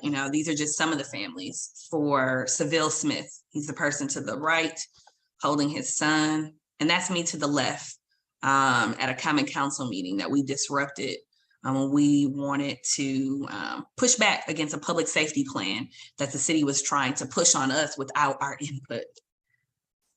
I remember that day, just as clear as day. My activism had been activated at this point, y'all. So what is activism? I'm sure you've seen the protests, you've seen the rallies, you've seen people advocate. And according to the Activist Handbook, it says activism means collective efforts to create change from the grassroots. And when we say grassroots, we're talking about from the mud up. We're talking about the people who are closest to the issues. We're talking about the people in the communities, the people in the neighborhoods. You might often hear grass tops as well. And that's more like the community organizations and nonprofits who work from this structure of not being in the community, but having their hands in all of these different community issues, but not really knowing how it's truly affecting people. They don't have lived experiences either. They go on to say it's a term that can include anyone who wants to work collectively to create social change. You don't have to be an expert to do this. I wasn't, I went to school for mass comm. Remember, I didn't know anything about white supremacy. I heard of these things. I didn't know anything about, structural racism and all of these other things. You don't have to be an expert. You don't have to spend every waking minute trying to do activism. You just have to be a person who wants to create change with other people. So, is activism calling you? Where do you want to see change in your community? That's the question I ask. When I ask, is activism calling you? Where do you want to see change? There's so many opportunities and spaces and places where we can activate our skills. We can activate our passion. The things they say that most concern you are areas where you can begin your activism. Some might start it in what they call the so-called democracy, environment, justice for victims of violence like me, criminal reform, housing, transportation issues, ecology, climate change. All of these things are opportunities for people to dive in. Are you concerned about domestic violence? Are you concerned about, issues in education and in schools? These are also ways and places. Take a moment to pause. What are the areas that tick me off the most? Where do I want to see change? And ask yourself, is activism calling me? So, how do you begin this journey of activism? First, just say yes. Say yes. That's what I did sitting on the couch. I said yes. When I saw something that I didn't like, that I couldn't agree with, I couldn't get down with, something I knew was gravely wrong, I said yes. First thing that you can do after saying yes is find out who's fighting for the issue that you want to create change around. There's so many ways to get activated. There's people on Facebook, there's people on LinkedIn, there's people in your community. Go there, be with the people who are fighting for change. Google them. Like I said, find them on Facebook, get out in the community, go to nonprofits, especially grassroots organizations, neighborhood associations, some churches. Who and where can you find the people who care about the issues that you care about? When I say yes to activism, I didn't necessarily know what I needed to know. Where do I need to go? Who do I need to talk to? So what did I do? Next thing is, let's get educated. Let's get educated. Let's get politicized. Let's get radicalized.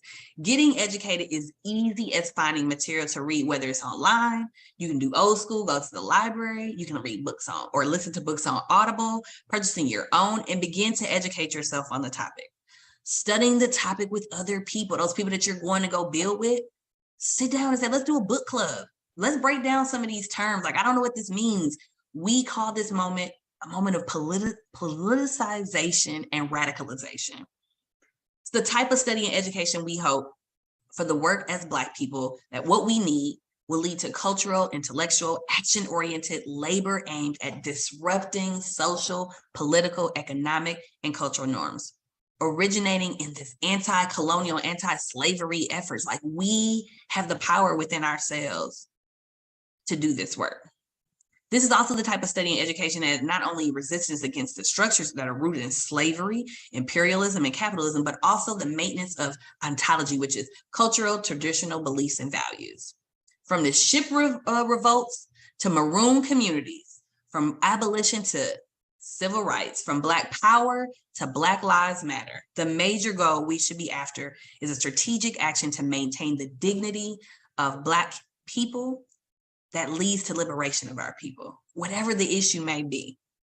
There's no way that you can't say yes to this, ladies. You have to say yes.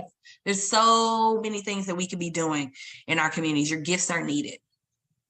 So I remember after, going to a couple protests and, I'm like, man, I'm just eager to learn. And so they saw me kept showing up. They saw me kept, being hungry. And so the family, along with some of the, what we call core organizers, which I'll talk about core teams later, they brought me in and they said, hey, why don't you come to our core meetings and learn a little bit more about this work that we're doing? Okay, cool. I remember getting a binder about this thick from a guy named Curtis, who was helping the family to organize. And we would have meetings for hours and hours. We'd be going through material. And that's where I was politicized. That's where I learned. I sat down with people and said, what can I do to raise my awareness, to raise my conscience so that I am knowledgeable of the things that I need to talk about?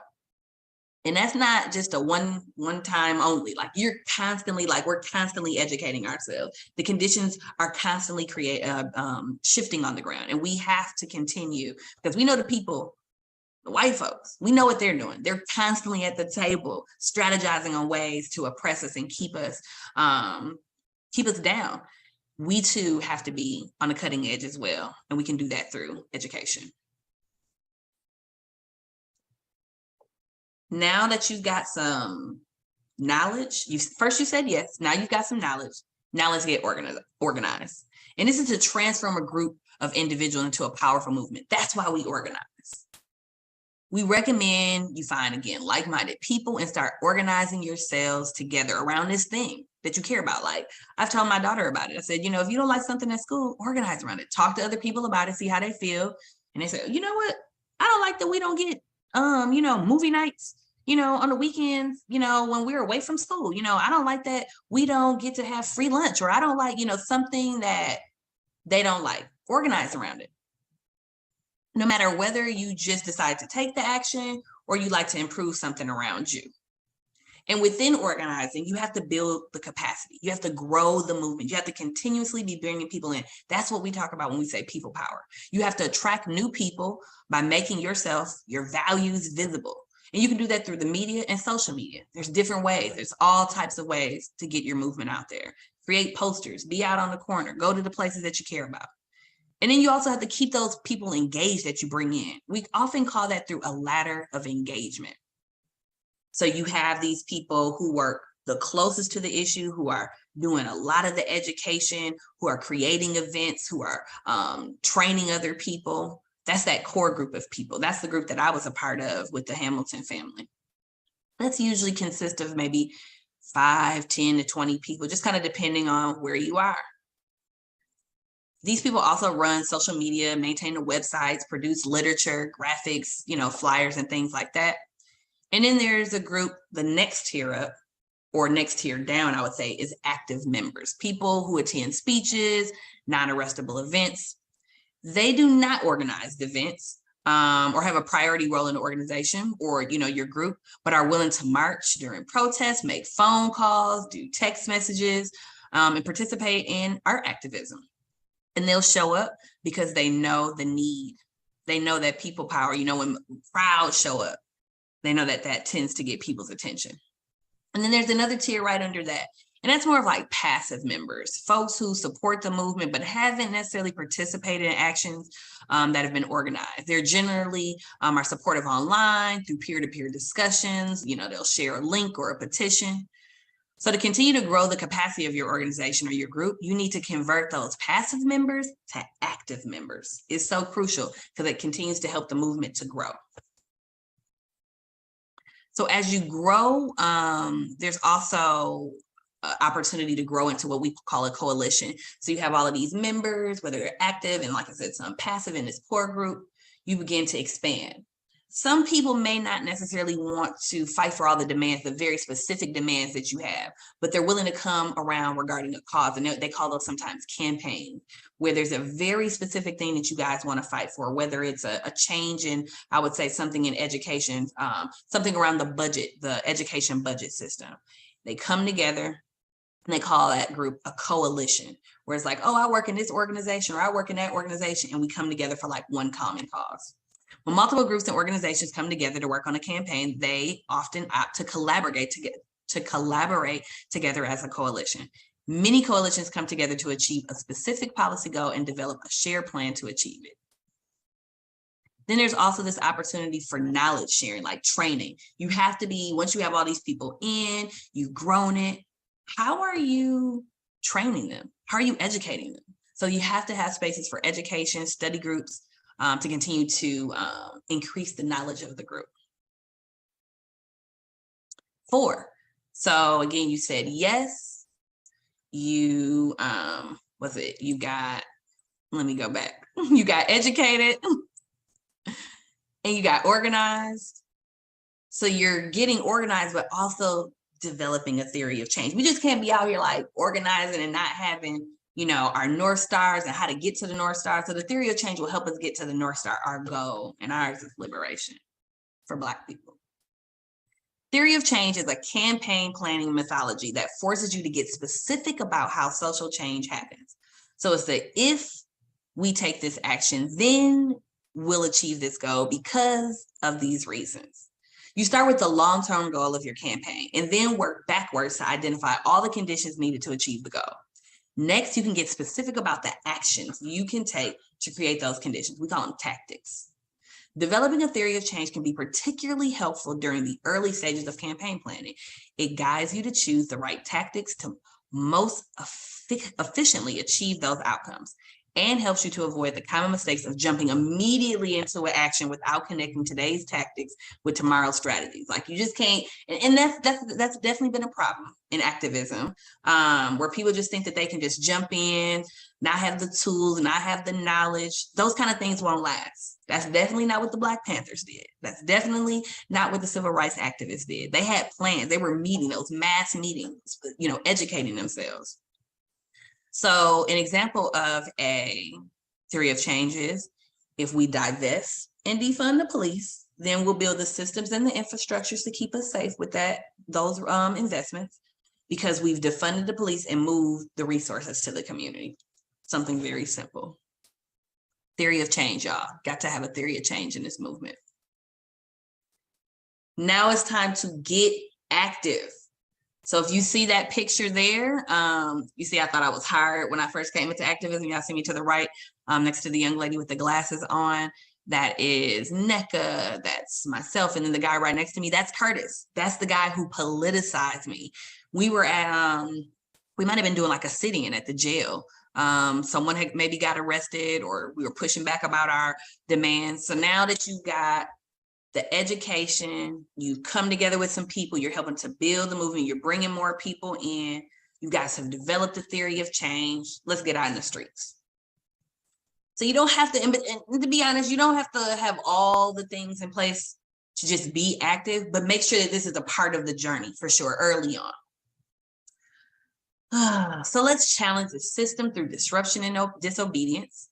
You can build alternatives through creation of new spaces for community. These are some of the things you can get active around. Change our culture through education, art, and awareness campaigns. And sometimes people work within the system through elections, lobbying, legal action, and financial pressure as well. Ways you can likely get active with your group who are organizing and flexing their activism will include protests. Protesting is a great way to attract the attention of the public, either by gathering a large crowd or by doing something out of the ordinary. So I don't know if you've seen like pop-ups where sometimes they're flash mobs. People go out and do these flash mobs. They stop in the middle of the street, block out all the traffic and, do some chants, do some dancing. Again, just another way to get the attention and get active around whatever your issue is you're fighting for. You can also get active in art. Activism can be beautiful by using creative tactics. You can make your own movement stand out from the crowd, creating posters, buttons, banners, music, have some swag, all types of ways to get engaged. There's also digital. There are many ways for digital activism. Some of them include sharing pictures and stories online, building a network, or sharing a certain hashtag, getting as many people as possible to sign a petition. We've got a petition going on right now where we're working to collect enough signatures to get the attention of our Common Council for participatory budgeting. Informational. Sometimes having a conversation is an option. Informational tactics are there to start a public debate about certain topics, in the hope that the outcome of the debate will lead to a societal change. So whether it's like this big community meeting where you got the mayor coming or other city officials. This can also include door-to-door knocking, literature drops where you've got some of your printed information that you want to leave at the doors, giving some people something to read about, something to learn about, something to get curious about. You can also do it through journalism, including blogs and op-eds. Institutional activism. By joining existing institutions, one can make change happen. I say sometimes within the system. These days it's becoming harder and harder to be within the system. Institutional tactics create societal change while following the rules of an existing system. And that's what makes it hard, because we know the existing systems and the status quo were not built to help us. So institutional ways you can get involved is voting. It's voting season right now. Running for office and or becoming a part of a judicial system. And then there's this other way that we're all familiar with, financial, hit them where it hurts. Think about the Montgomery boycott or divesting from the system completely and going to building your own alternatives.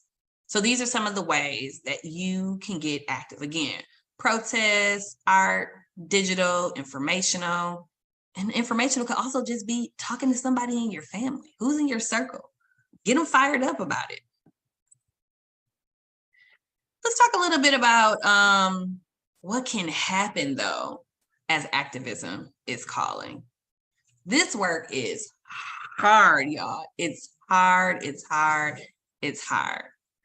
So you need to prioritize yourself and others' well-being through this self-care and communal care. I know we hear the term self-care all the time. Sometimes it's very loosely used, but we have to ensure that we're taking care of ourselves and creating space for others to care for themselves as well.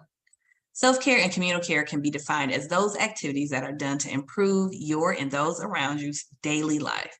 That improvement can be emotional, mental, social, spiritual, or physical. So some of the ways, I have some things listed here of ways that you can actually care for yourself. And I'm sure some of these are familiar. Disengage from social media. It is okay not to engage with trolls or just to take a break, period. Take a break from your phone. Take a break from watching the news. I don't even watch the news anymore. I go and find my own news, but watching the 5, 6 o'clock or 10 o'clock news, it just was not good for my mental health. So I've disengaged. Give yourself permission to say no. Who's still working on saying no? I know that I am. I have to continuously remind myself that you can't do it all and the work is going to be there. And that's why it's so important for me to develop leaders. Because we need to share this load of the work, but we also need to take rest. We need to take a bath. We need to go get our nails done. We need to go have lunch. We need to go and experience joy. So honor your body's needs. Eat, drink water, repeat, joy, take a nap, and do it all over again. And invite others into that. Find your community of folks that will affirm your experience and love on you. Practice lots of love. Expand yourself out. Get a therapist.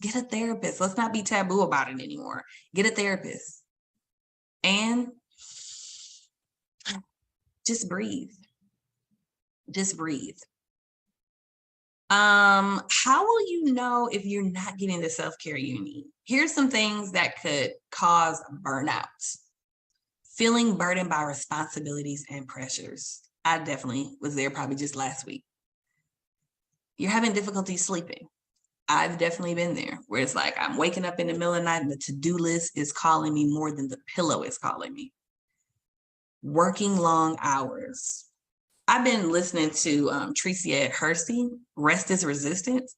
Man, she said, go and take a nap. Go take a nap. Like we're working these long hours. She said, there's nothing cute about the grind culture. Why are we grinding? We weren't created to grind. We were created to be.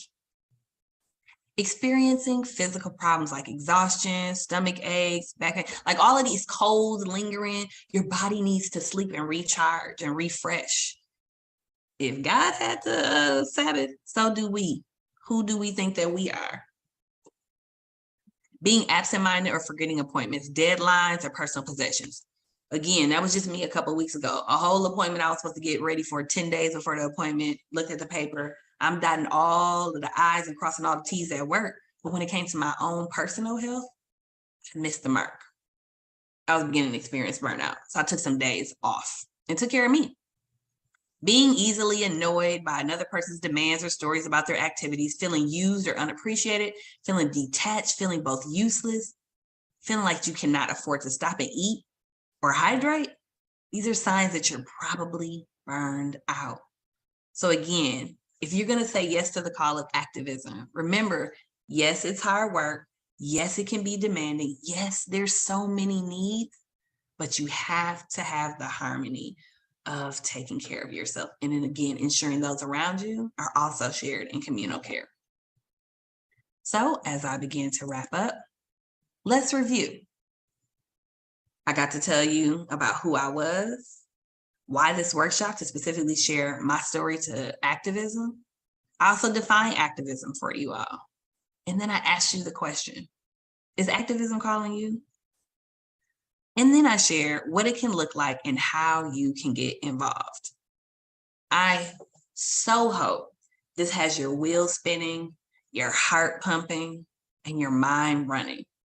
What can I do? What can I begin to do? Who can I begin to gather with? What can I get educated about? Where do I want to see societal change? We're not just here on the planet to get married, have babies, go on trips. We're here to change the conditions on the ground. We're here as a gift to other people. What are you gifting people with? Where will you leave your mark? I appreciate you all, and I'm looking forward to the panel and questions to come ahead.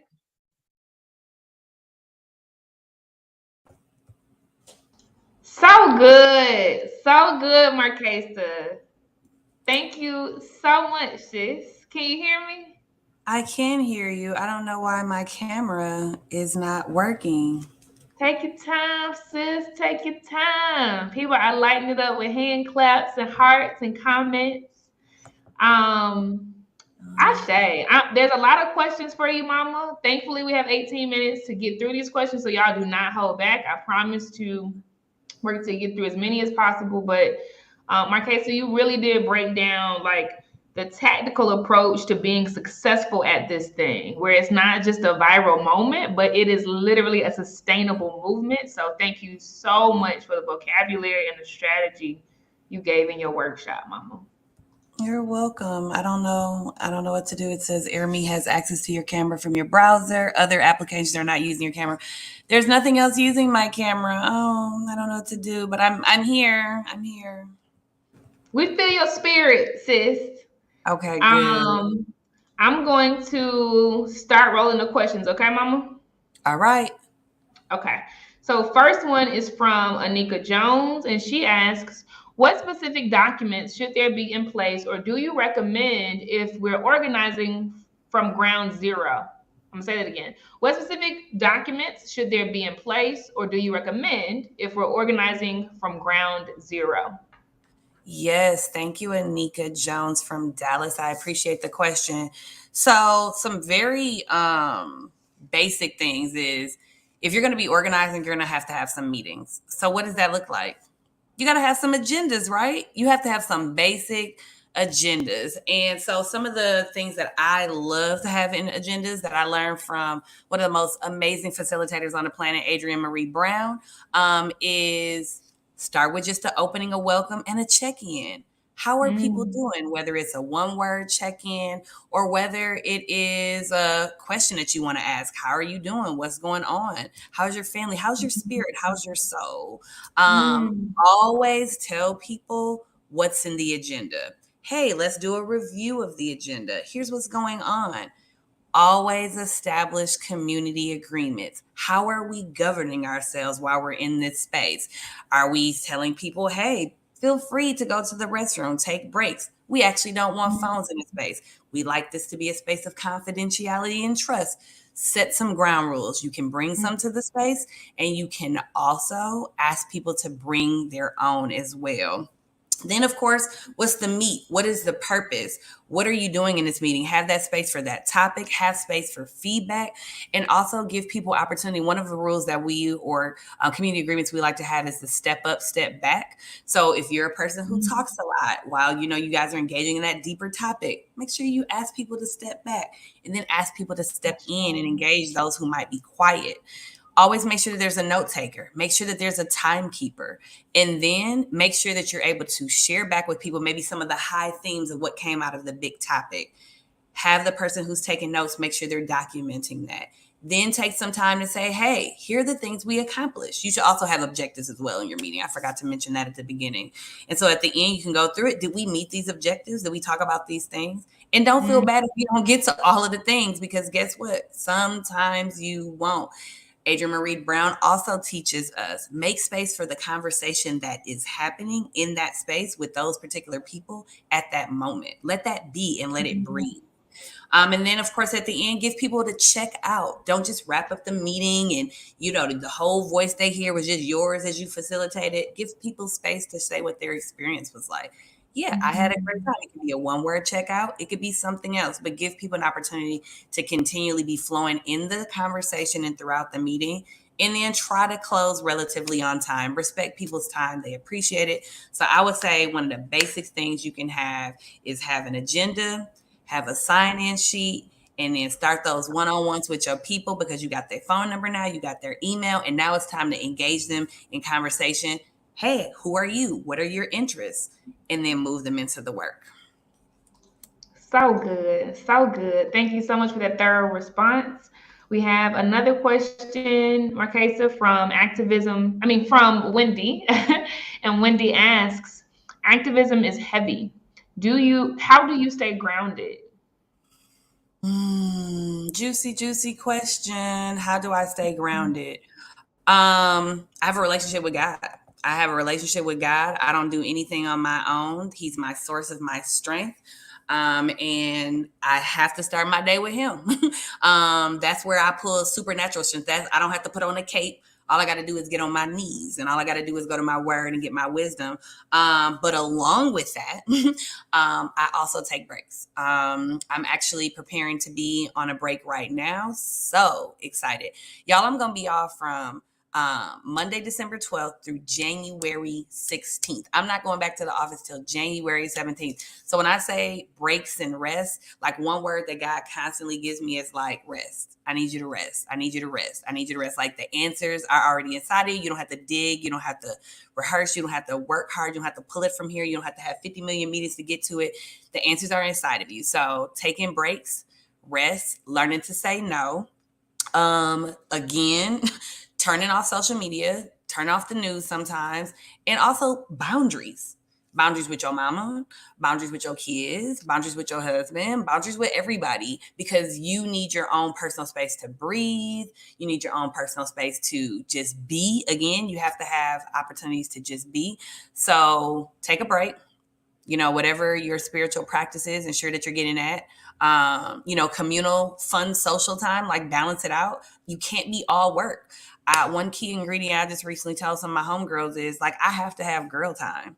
I love my husband. I love my children. I love my work, but I love social time. So give me some social chill time, some downtime. And then I also would say food and practicing Black joy. Those also keep me grounded. Like, give me some good food and make sure I got some good music and make sure that I have some Black joy somewhere up in the space, and show me all the baby pictures and give me all the baby cheeks to pull and love. So give me my niece and give me my nephew. Those are the things that keep me grounded. I love it. Super, super dope. Okay. And the next one is coming from Aaron. And Aaron says, I hate watching the news as well. Where do you get your information from? P.S. I just finished State of Emergency by Tamika Mallory. Yeah. So, people in the community, the people know that the people carry the news. We're constantly,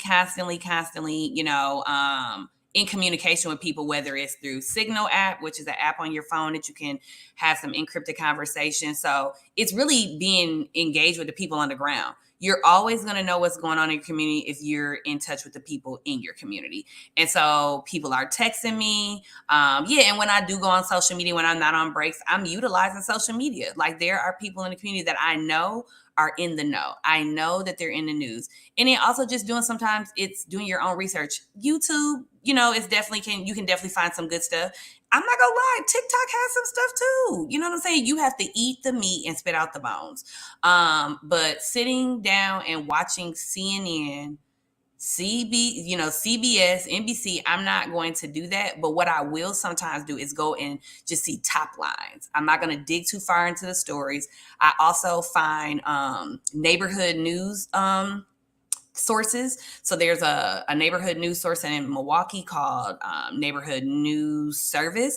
They do more community oriented news. There's a Black woman, Nakia Stone. She has a paper called Carved in Stone. And then guess what? Create your own news. Like, my organization, we're hoping to get a youth podcast started, and they're going to be doing the news. You know what I'm saying? So give people options, find out in the community who's got the know, who's got their ear to the ground. Stay connected to those people, create opportunities to create your own news, write your own news, your own blogs, find out people in the community who are writing their own blogs, who are doing social media lives, who are talking to people about what's happening in the community. And then, like I said, when you have to dip your nose in or tip your tippy toe in, go read some top lines or go search for the things that are of interest to you and disengage when necessary. Disengage. Ashay, you off the chain, Marquesa. Okay. I wish I could get this camera working. I'm so salty. Girl. Uh, if you want to go out and refresh your browser and come back in, you can. Now I can't answer their questions, okay? But we will wait on you, okay? No. I'm gonna keep it going because I mean, y'all can see my profile picture, and I want to make sure I get all the questions answered and take the time that I said I was gonna take. So I'll be good. Ashay. Okay, so the next one is from Andrea. I'm sorry if I said your name wrong, Mamacita. And she asks, are you on more than Twitter? What are your other social handles? Yeah, so first of all, y'all, I have two phones. I have a work phone and then I have a personal phone. I just recently lost my personal phone like a month ago and I've been protesting buying a new one. So I'm really not on Facebook because I haven't logged in from my personal phone because I don't have one. But I am on social media and it's my name, Marquesa Tucker Harris. I'm on Facebook. And Instagram, I'm on there again, just very rarely. And that's the THE, the number one alternative. I'll put it in the chat. But again, it's very rare, guys, that I'm on Instagram, Facebook every now and then. But my work, if you want to follow my work, I can give you the social media handle on Facebook for the round table as well. Yes, the alternative, that's an organization I started back in 2011 where I was organizing art, folks in the arts outside of the Christian four walls. So I noticed when I was going to church, there was not a lot of people doing arts. Like there was no poets, there were no dancers, there were no rappers. And I'm like, I love worship, but this is a little dull. Like God gave us a bunch of gifts. And so God said, well, go create a space called The Alternative and bring people into a space outside of the four walls to use their gifts to share about my glory. And I was like, oh, let's do it. So that was the organization I started. So I've been organizing since 2011, started more pulling people out of the church, coffee houses, out in the community at community engagement events. And that's since kind of morphed and turned into more of like a learning community space with some women. And I believe that God is going to allow that platform to also blossom. And I'll be doing my more consulting in the community through that and also ministry with my husband. I love big founder energy. I love it, sis. You will build it. Okay. It's gonna happen. Yes. Big founder energy. Okay, super, super, super dope. I'm gonna show some. So this is from Anika Jones, and she says, Miss Casey Ariel, can we organize under Blaze as a giving circle? Anika, email me. I'm always down to hear a pitch. Okay, so email me, Casey at blazegroupllc.com, CASEY at blazegroupllc.com. I will flip you back a link to get on my calendar. And I'm happy to hear the pitch, right? And if it sounds well aligned, et cetera, et cetera, et cetera, then we can see what shakes. I love making the ask. I love it. Yeah. Make the ask then. Shoot your shot, right? Yeah, big founder energy. All right, and so the next one is coming from Anika Leonard, and yo girl, she loves you. I can tell in the chat. Bae. It's Bae. That's Bae. She asks, can you talk a little about UBLAC and your mentorship philosophy for youth organizers? Ooh. UBLAC. So that's where, I don't know, maybe I did. I think I met Anika. Shout out to Bae, who actually plugged me with this opportunity. So thank you so much, Anika. I love you so much. And somebody said in the comments earlier that Milwaukee is popping. You are right. And so UBLAC started, and I mentioned some of this work in my my presentation. I've helped to organize around families who have lost their loved ones to police violence. And so UBLAC, Uplifting Black Liberation and Communities, was a grassroots organization I helped to found with Anika and a bunch of other dope Black women. And so a Black man named Savelle Smith, who again, I mentioned in my presentation, was killed by police. And we understood that our community at that time, it was hot, it was going to go down. We felt it. And we were like, we need to organize. There was no grassroots organization that was on the ground organizing around police violence in that way. And so we said, let's answer the call. We said, yes, I'm answering a call. I remember us engaging at a place called Urban Underground where we met and we started to talk about like what are we about to do, what's about to go on. So we just started to develop space where we could organize with people. We started having meetings. We started to go out after Seville was killed. We were on the ground. We were ensuring that people had medical supplies. We were ensuring that people had the support that they needed. We were at the jail when our homegirl got picked up and arrested. You know, we were on social media giving people information. We started to organize community space meetings where people could come together and talk about the things that they wanted to do, the tactics we were going to use to win and get the support, the love, the investment, all of the things that we needed from the community. So we did a lot of work there. I definitely got my feet grounded doing that work as well.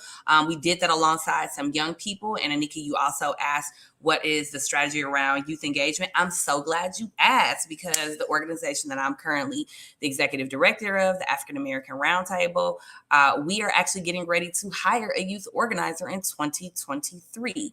So we understand that this work cannot be done without young people. They have to be at the forefront. They have to be leading. So last year alone, we engaged, just starting off without a youth organizer, we engaged over 70 young people in Milwaukee. We did some youth sessions. We asked them, what does community safety look like to y'all?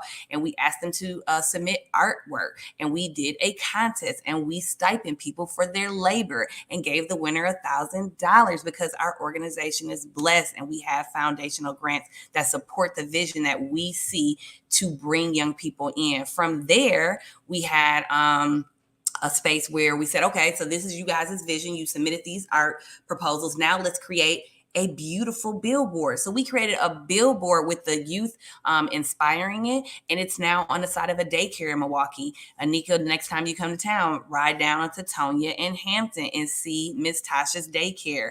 It's a beautiful art mural that shows what a liberated Milwaukee looks like to them. And it's got children, it's got people playing chess, it's got flowers, it's got hearts, it got bloom, it has a sky. It's just a beautiful piece. And we were so happy to be able to sew into their leadership. We allowed young people to help to create this space, the listening sessions to facilitate. We taught them how to put together agendas, how to facilitate meetings, how to run a listening session. And so now the youth organizer will come in next year. We hope to bring in one of those people, the young people that we've been working with and that we've been building their skill, of course, bringing people from the inside, and then we'll help to build their skill to be an organizer, to build upon the work that we started and to take it to the next level and build a whole youth arm in our organization that feeds into our membership, also feeds into our base and gives them opportunities to engage in the same civic engagement opportunities that we offer: asset mapping, leadership, participatory budgeting,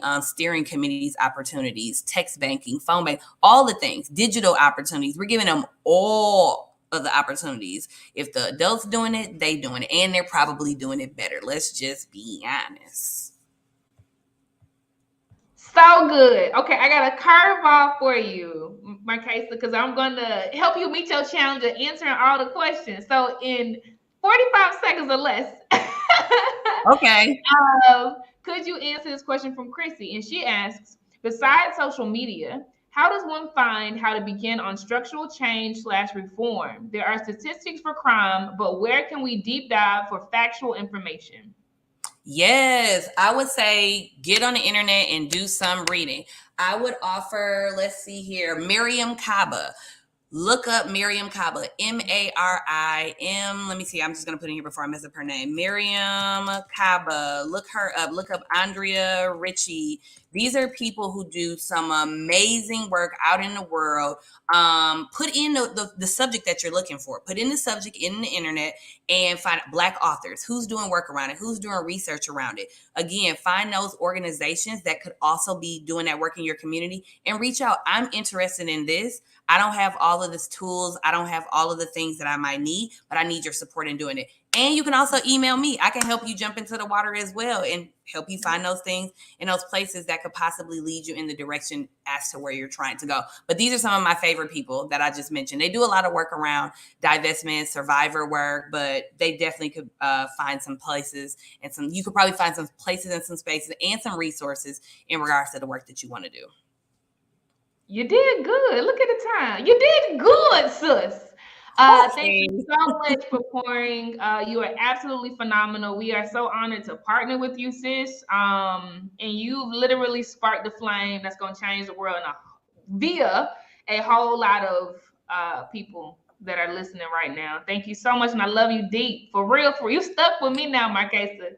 Let's do it then. Let's change the world together. It's been so good to spend time with you all. Much love to you all. Be great, be great, be great, be great, and say yes. Say yes, Ashe. Thank you, sis. All right, y'all. So we're at the bottom portion of the day for those who have been rocking since this morning. Wow, incredible. I hope that you are full. I hope that you are energized. And more importantly, I hope that you have proclaimed the things that you are going to do, right? And have taken these actionable steps, okay? All day. Rakita said she did what she did, and she showed up and 2 people were there and just kept going, right? And we've heard over and over and over and over again about how founders have showed up to solve real problems, and they keep showing up, right? And we've showed up for them, right? The black and green list spreadsheet that Yvonne created. Appreciate you, Yvonne. She's dropped it in the chat, or I've dropped it in the chat for her, okay? Add your ideas in there. Obviously, that was coming through in the chat, and I will flip it over to Dr. Kristen.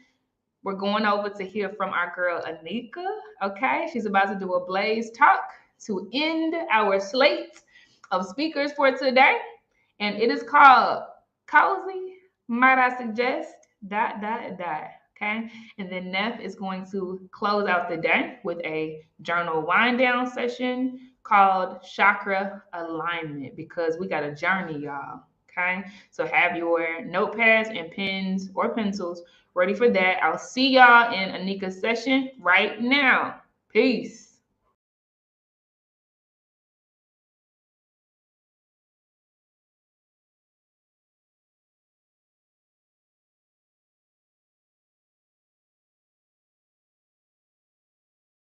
How many of us have stories that our either mothers or caregivers love to tell about our childhood? Sometimes they're embarrassing, sometimes not, sometimes they're inappropriate, sometimes they aren't. So if you're anything like me, like you have a gang of stories that have been told to you that you can almost recite, right? And so I have a couple stories in particular that I'd love to share with you. One of them is that, I have an older sister. We're about 12 months apart. And my older sister basically came out of the womb talking, bossing everybody around and drinking coffee, right?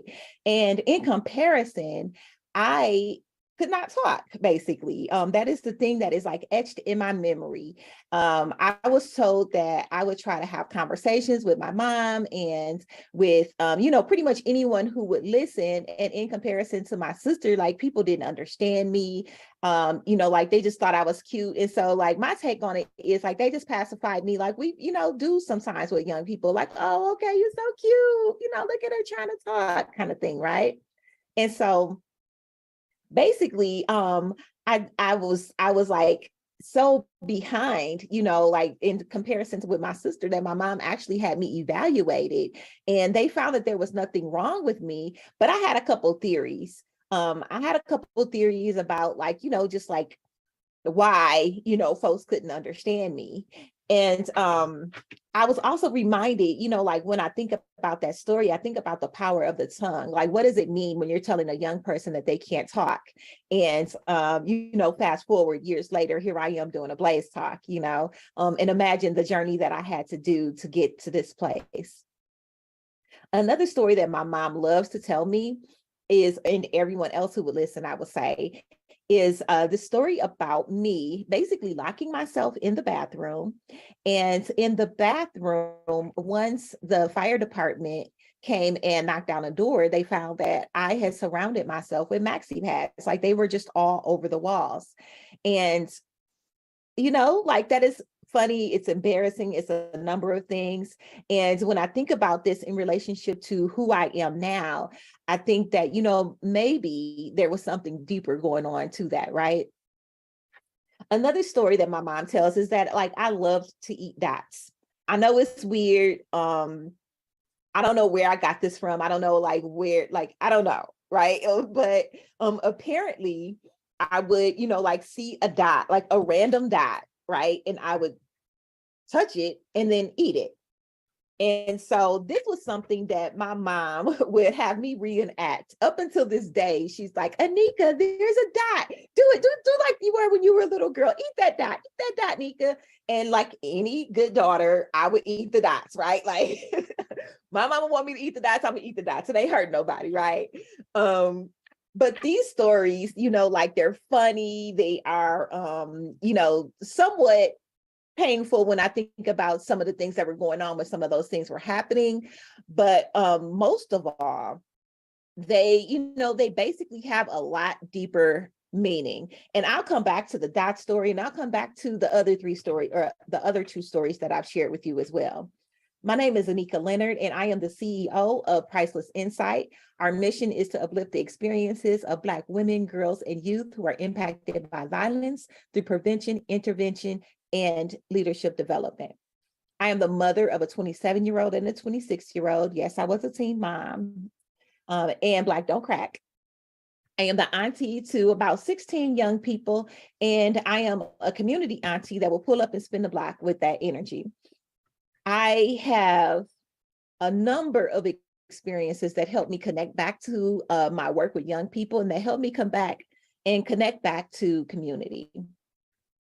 So back to these early childhood experiences, they were connected to something deeper, specifically the impact of violence and trauma in my life. I learned that basically these experiences helped form some of my earliest core beliefs. And then they got together with the way I was socialized to be a Black girl in America.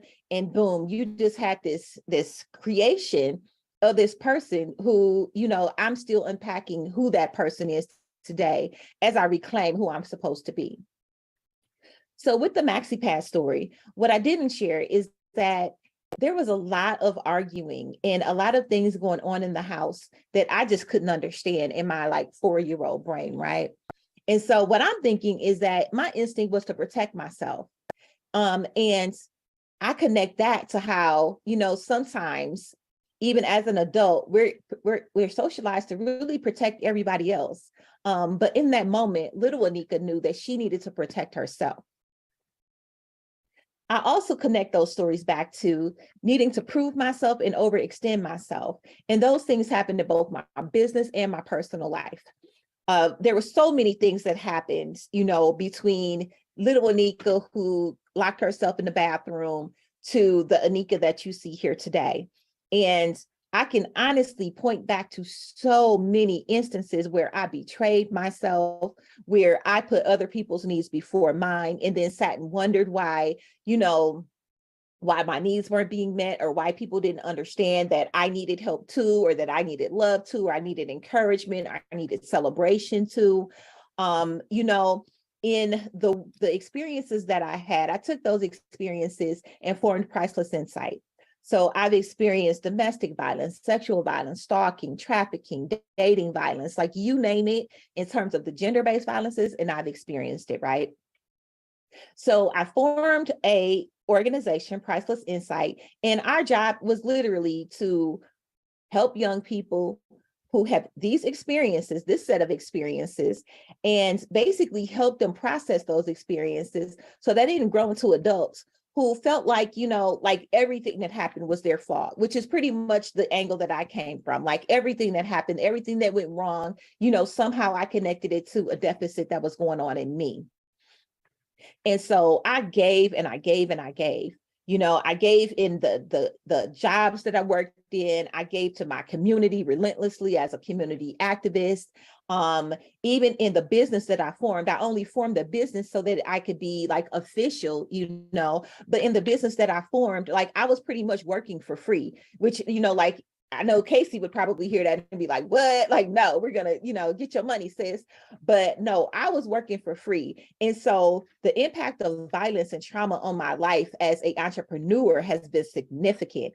And I'm just learning this now. And I feel like it's very important to go back and to let other people know how it's impacted me, so that if you see these things showing up in your life and in your professional journey and personal journey, by the way, because, it's not like we can really keep the two separate. But if you see these things showing up, I have some suggestions for you, sis. And I also have another story for you. So I share with you that, I started this organization. I've been giving my all in the community. I'm overextending myself. And for me, that looked like being a strong Black woman, always pulling up for a crisis, always being there for everyone. In 2018, y'all, I had such a rude awakening. I mean, it was a glorious year in a lot of respects because like my company had just gotten a huge grant and it was a local grant. I was so excited. It was the biggest that we had so far. And that's why I say huge, right? But it was the biggest that we had so far. And I felt like it was my opportunity to really like show everybody that, like I was worthy, you know what I'm saying? That I was worthy to exist, that I was worthy to be, doing this work in the community. Even though I had been doing it for so long, I was the go-to person in the community. Like I somehow still felt like I needed to prove myself, which is connected back to some of those early childhood memories and those early adverse experiences. And so back to 2018. So I had a condition called endometriosis. I've had it since I started having cycles. And in 2018, I was dealing with the emergence of endometriosis, but I also started dealing with adenomyosis, pelvic floor dysfunction, and interstitial cystitis. So all four of those were conditions that cause chronic pain, chronic fatigue. And I basically, the journey started in May of 2018 and ended or concluded, I should say, in December. Well, I don't want to say concluded because I'm still, I'm still dealing with the impact of those conditions. But for the purposes of this story, I will say that, like I said, the onset of endometriosis was in 2018. And by the end of 2018, I needed to have surgery, which is the only way to really remove and have some relief for the endometrial tissues that I was experiencing. And so throughout this process, I made it clear to people, like, I can't show up the way I used to show up. Like, I actually need help. I got to the point where I couldn't walk. I could barely move, actually. It was just debilitating pain. When I say debilitating, I mean debilitating. I couldn't drive. I had friends accompanying me to the hospitals. I had friends cooking meals for me. There were times where I couldn't even get out of the bed to throw the keys down because, like, I was just in so much pain. And so my community really, really stepped in for me. And so that's another thing. Sometimes when you experience trauma, sometimes you feel like you don't have the right to ask for help or you don't deserve help. But might I suggest that you ask for help when you need it? And that if you are turned down, that you keep asking, because somebody out there recognizes who you are and what you're doing, and they will step in to help you. So don't give up if you ask for help and find that, no one in your immediate circle will help you, because sometimes it's like that. So in December of 2018, I ended up needing surgery and had the surgery. And all this time, I'm battling with the doctor. I'm battling with ER doctors, with my personal doctor, with everyone in the medical industrial complex, because I was in so much pain and they basically did not believe me. And it was a very, very basically a horrible experience. Like, I wouldn't wish it on anyone, but it's the tale of many Black women who have chronic conditions like that, lead to chronic pain and fatigue. So I ended up having my surgery and I was telling my doctor, like, I really need you to check like something's going on with my intestines. And this must have been spirit, right? I'm like, something's going on with my intestines. I don't know what, but I need you to promise me that you're going to check my intestines. They ended up checking my intestines and needing to do an emergency surgery inside of my surgery. I stayed in the hospital for a couple of days, and after my hospital stay, I was sent home, and none of my family and friends came to stay with me, for the next couple of days after that. So that's when being a strong Black woman goes wrong. I could not believe it. Like, I literally woke up in pain, in so much pain in the middle of the night that I was frozen, right? And I called everybody and cussed them out. I'm not gonna lie. I said, how could y'all send me home by myself? Knowing all that I've experienced to get to this point, and knowing that, I just had this surgery inside of a surgery. Like, how could you send me home by myself? And that's when, once again, the community stepped in. My sister stepped in, my brother, my nieces, my nephews, like, everyone stepped in again at that point. But I needed to ask for it. So we have to be, like I said, not afraid to ask for help. So I'll share another story. Last week, well, this is December now, but in early fall, I was visiting Milwaukee and I used my mom's car. And while I was using her car, which is a fairly new car, it's like the 2020 or 2021. I'm not sure which one, but it's a fairly new car. But I'm driving it and I start to smell something funny. I'm like, what is that? Right. And I'm thinking nothing of it, but I'm like, okay, I definitely got to tell my mom I'm smelling something funny. But by the time I go to pick up my mom, I'm on the highway to pick up my mom from work. And I see that her car is not only smelling funny, but it's starting to sound funny. I'm like, oh no, I've been here before. Her engine is about to lock up. That was oil that I was smelling, right? So I'm freaking out. When I say I'm full blown freaking out, I am crying. I call her. I'm like, Mom, your car. I'm on the highway. I'm scared. I finally get the car off the highway. I pull over into a, this part of town. I'm nervous about that as well. And I end up being, like my mom calls the car company and they get it towed. And I'm basically like standing outside at this point, but I was crying my eyes out, everybody. Like I said, I was freaking out. And I had a moment where I realized like, wow, I am really here crying and having a fit because, like, first of all, who wants to drive someone else's car and have it break down on them, right? Like whether it's your fault or not, right?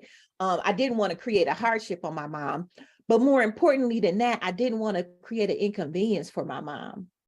And in that moment, I realized like I have literally spent my whole life trying to be perfect for her, trying to not be an inconvenience for her because she has so many things going on, like trying to raise us on her own. It was 4 of us. She tried to raise us on her own.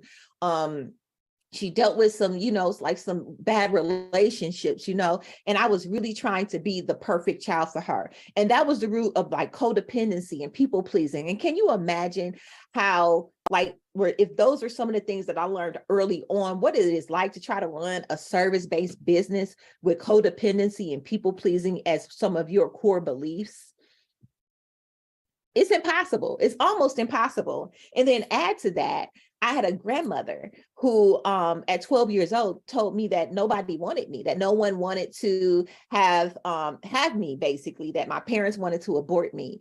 And that takes imposter syndrome to a whole nother level. So let's wrap this up. Okay, so I can't speak. My instinct was to protect myself and no one wanted me. And I also connected the dots. So in connecting the dots, here's some things that I will say, just to bring it all full circle. I internalized a lot of those adverse childhood experiences, and they helped me create a version of me that I needed to survive. And in that version of me that I needed to survive, I was great in some areas, and I was like learning and unlearning in other areas, right? Like there was like this whole like gamut of me that, like I felt like I needed to change, that I felt like I knew I could do better, but I didn't have the tools to access. But here are some things that really helped me, remembering that my voice matters. Like some people are committed to misunderstanding me. And I didn't really understand that as a child, but now I understand it as adults. Some people do not have the awareness, they don't have the self-awareness, and they don't have the ability to really understand because they could only meet me to their level of awareness. The other thing I realized is that your mistakes can serve you. That we have to honor our grief, honor like who society said we should be, who our family said we should be, and who those traumatic experiences said that we should be, while stepping into who we are, right? Always ask for help. There is always help available. Pray to your higher power, God, whoever it is, your network of Blaze, besties, like there are so many people out here who are willing to help you. Ask for it. Talk to yourself. I talk to myself all the time. I talk affirmations to myself. I speak life into myself. These are some of the things that have helped me get to where I need to be. Also, familiarize yourself with the habits of white supremacy, because we are Black women who are paving a way for other Black women in a world that we were not meant to survive. So, sis, familiarize yourself with the habits of white supremacy and how they show up in our lives, so that we can navigate them properly. And also, might I suggest we get comfortable in the skin that we are in, because we are fabulous, we are beautiful, we are taking over, you know what I'm saying? We are paving the way for young, brilliant, beautiful Black girls and femmes and gender beyond and gender expansive youth to come after us. And we've got to get comfortable so that we can create space for them to live in the fullness of who they are. Thank you.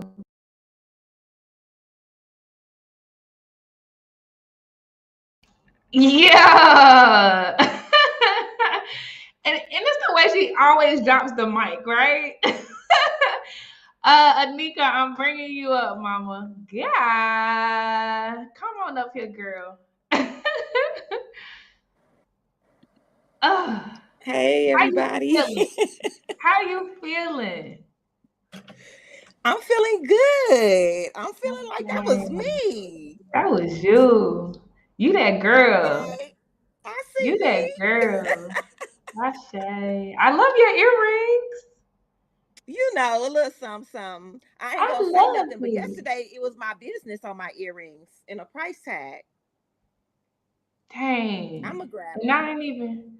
Dang. Next Yeah. time. Next And it was by a time. Black woman. You could have slipped me a little note and say, "Hey, these are my brand earrings, sis. Love it, love it, Yeah, love I'm it." gonna grab them.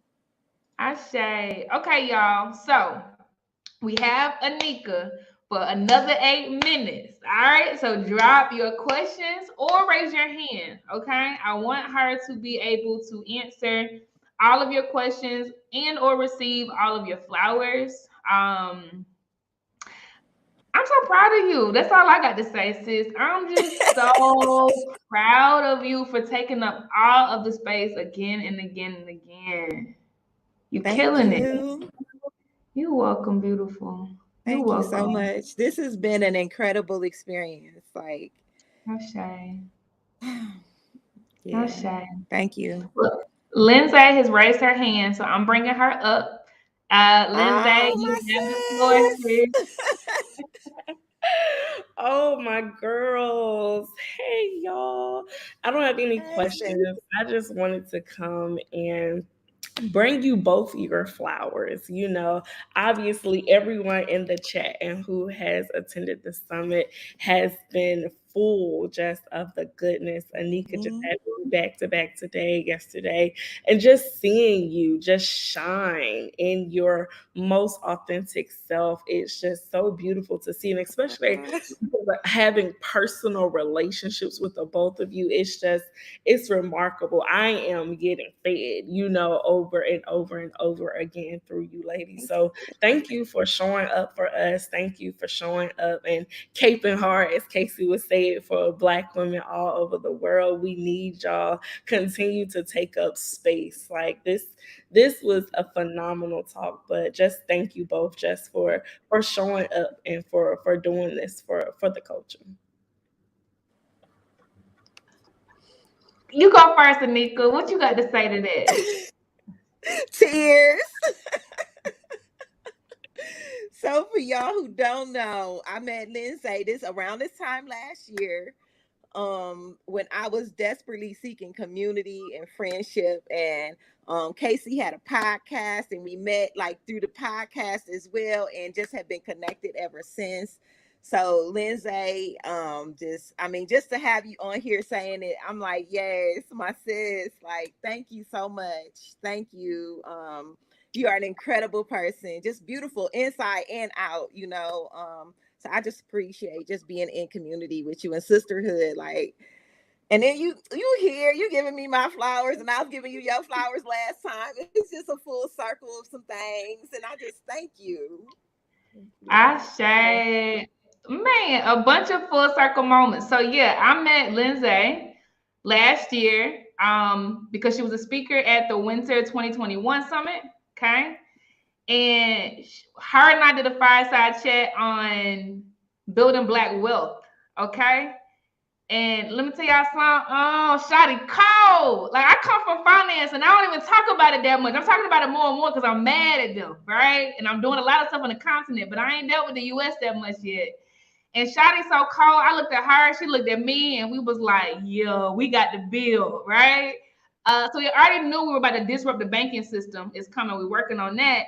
And then I had a podcast where Anika was surprised by Lindsay coming on as another guest, and she was fangirling. I don't know if she told you that, Lindsay, but I was like, Anika, Lindsay about to come on. She was like, what? Because she remembered her from the summit. Now they friends coming to each other's houses and stuff, and now we're on this. Man, I'm just full circle moments, full circle moments. Ashe. Thank you, Lindsay. I love y'all so much. Love you too, Love you Mama. too, sis. Ashe. So good. Sharon, I'm about to bring you up. Let me make sure I'm not missing any questions. Okay, so Sharon, I'm bringing you up, and then I'm going to ask a question from Andrea and then a question from Alexis. Sharon, the mic is yours, Mamacita. Hello, can y'all hear me? I'm just here to give flowers because that was so dope, so powerful. I was listening in the background trying to catch up on stuff, and I kept coming back to the screen because I was like, I need to see her say this. Like I need to see her face while she say this. And then I was like trying not to get in the chat because when you get in the chat, you know, you get caught up and then you just be part of the conversation. I'm like, no, I got work to do. But Yep. it's I know I hope you felt that love, and I feel you on them earrings. So you gonna slide them into my DMs if you want to. If there was a way to send Okay. them personally, I would take them. You know, hit us up if you ever want somebody to model your earrings. I give good neck. Um, but that was just amazingly powerful. So thank you for that. And that's it. That's all I got. Thank you. Ashe, thank you so much, Sharon. Yes, thank you, Sharon. And we done slid in each other's DMs already, so we gonna make that happen. Hey. Dope. I love to We are hear gonna make it. it happen. All right, so I'm putting your first question on the stage, Anika, and it is from Andrea. She says, thank you for sharing your stories. What do you do on a daily basis to stay in connection with higher self? So I'm more spiritual than I am religious. So but I have like religious Church of God in Christ roots. So I read my Bible. I do affirmations daily. I meditate. I don't watch the news either. Like that is, I hear way too much. You know, like I still operate a crisis hotline. I'm still very active in the gender-based violence prevention and intervention. So I just do my best to balance. So like I listen to myself. Like before I take on a crisis call, I pray, and I ask like, what is it that I'm supposed to say or do, or how am I supposed to show up right now? I do that before I take meetings and things like that as well, because like spirituality and like is intrinsically linked in everything that I do. And that's another thing that I've learned over these last like 5 years. Like I have to include my higher order and direction. I have to include like something that's outside of me, because like I said yesterday, or I don't think I said it, but if it were up to me, like I would be like real low key sitting somewhere, not talking to people, you know, like I would be on a farm like the little old lady with lots of farm animals, and you think she a witch because she living in the woods by herself in nature. That would be me. Like and that's gonna be my dream one day, because I'm not really like a people person. I'm very introverted, and it surprises a lot of people, but I see things and I want to help, but I also recognize that like now taking care of myself means like balancing. It means like sometimes I don't take the crisis. Sometimes it's like I really can't talk right now, and 5 years ago I never would have did that. I was dropped everything. But now I'm like, I can't do it right now. Like we got to figure out something else, or I have to send you somewhere else to, you know, to work this out. But yeah, now I just center, I pray and I meditate, and I ask for direction on everything. Ashe. I'm going to show some flowers for you, Anika, and then I'm going to bring Bakita to the stage. Bakita has her hand up. Okay. I love PG, y'all. I love PG.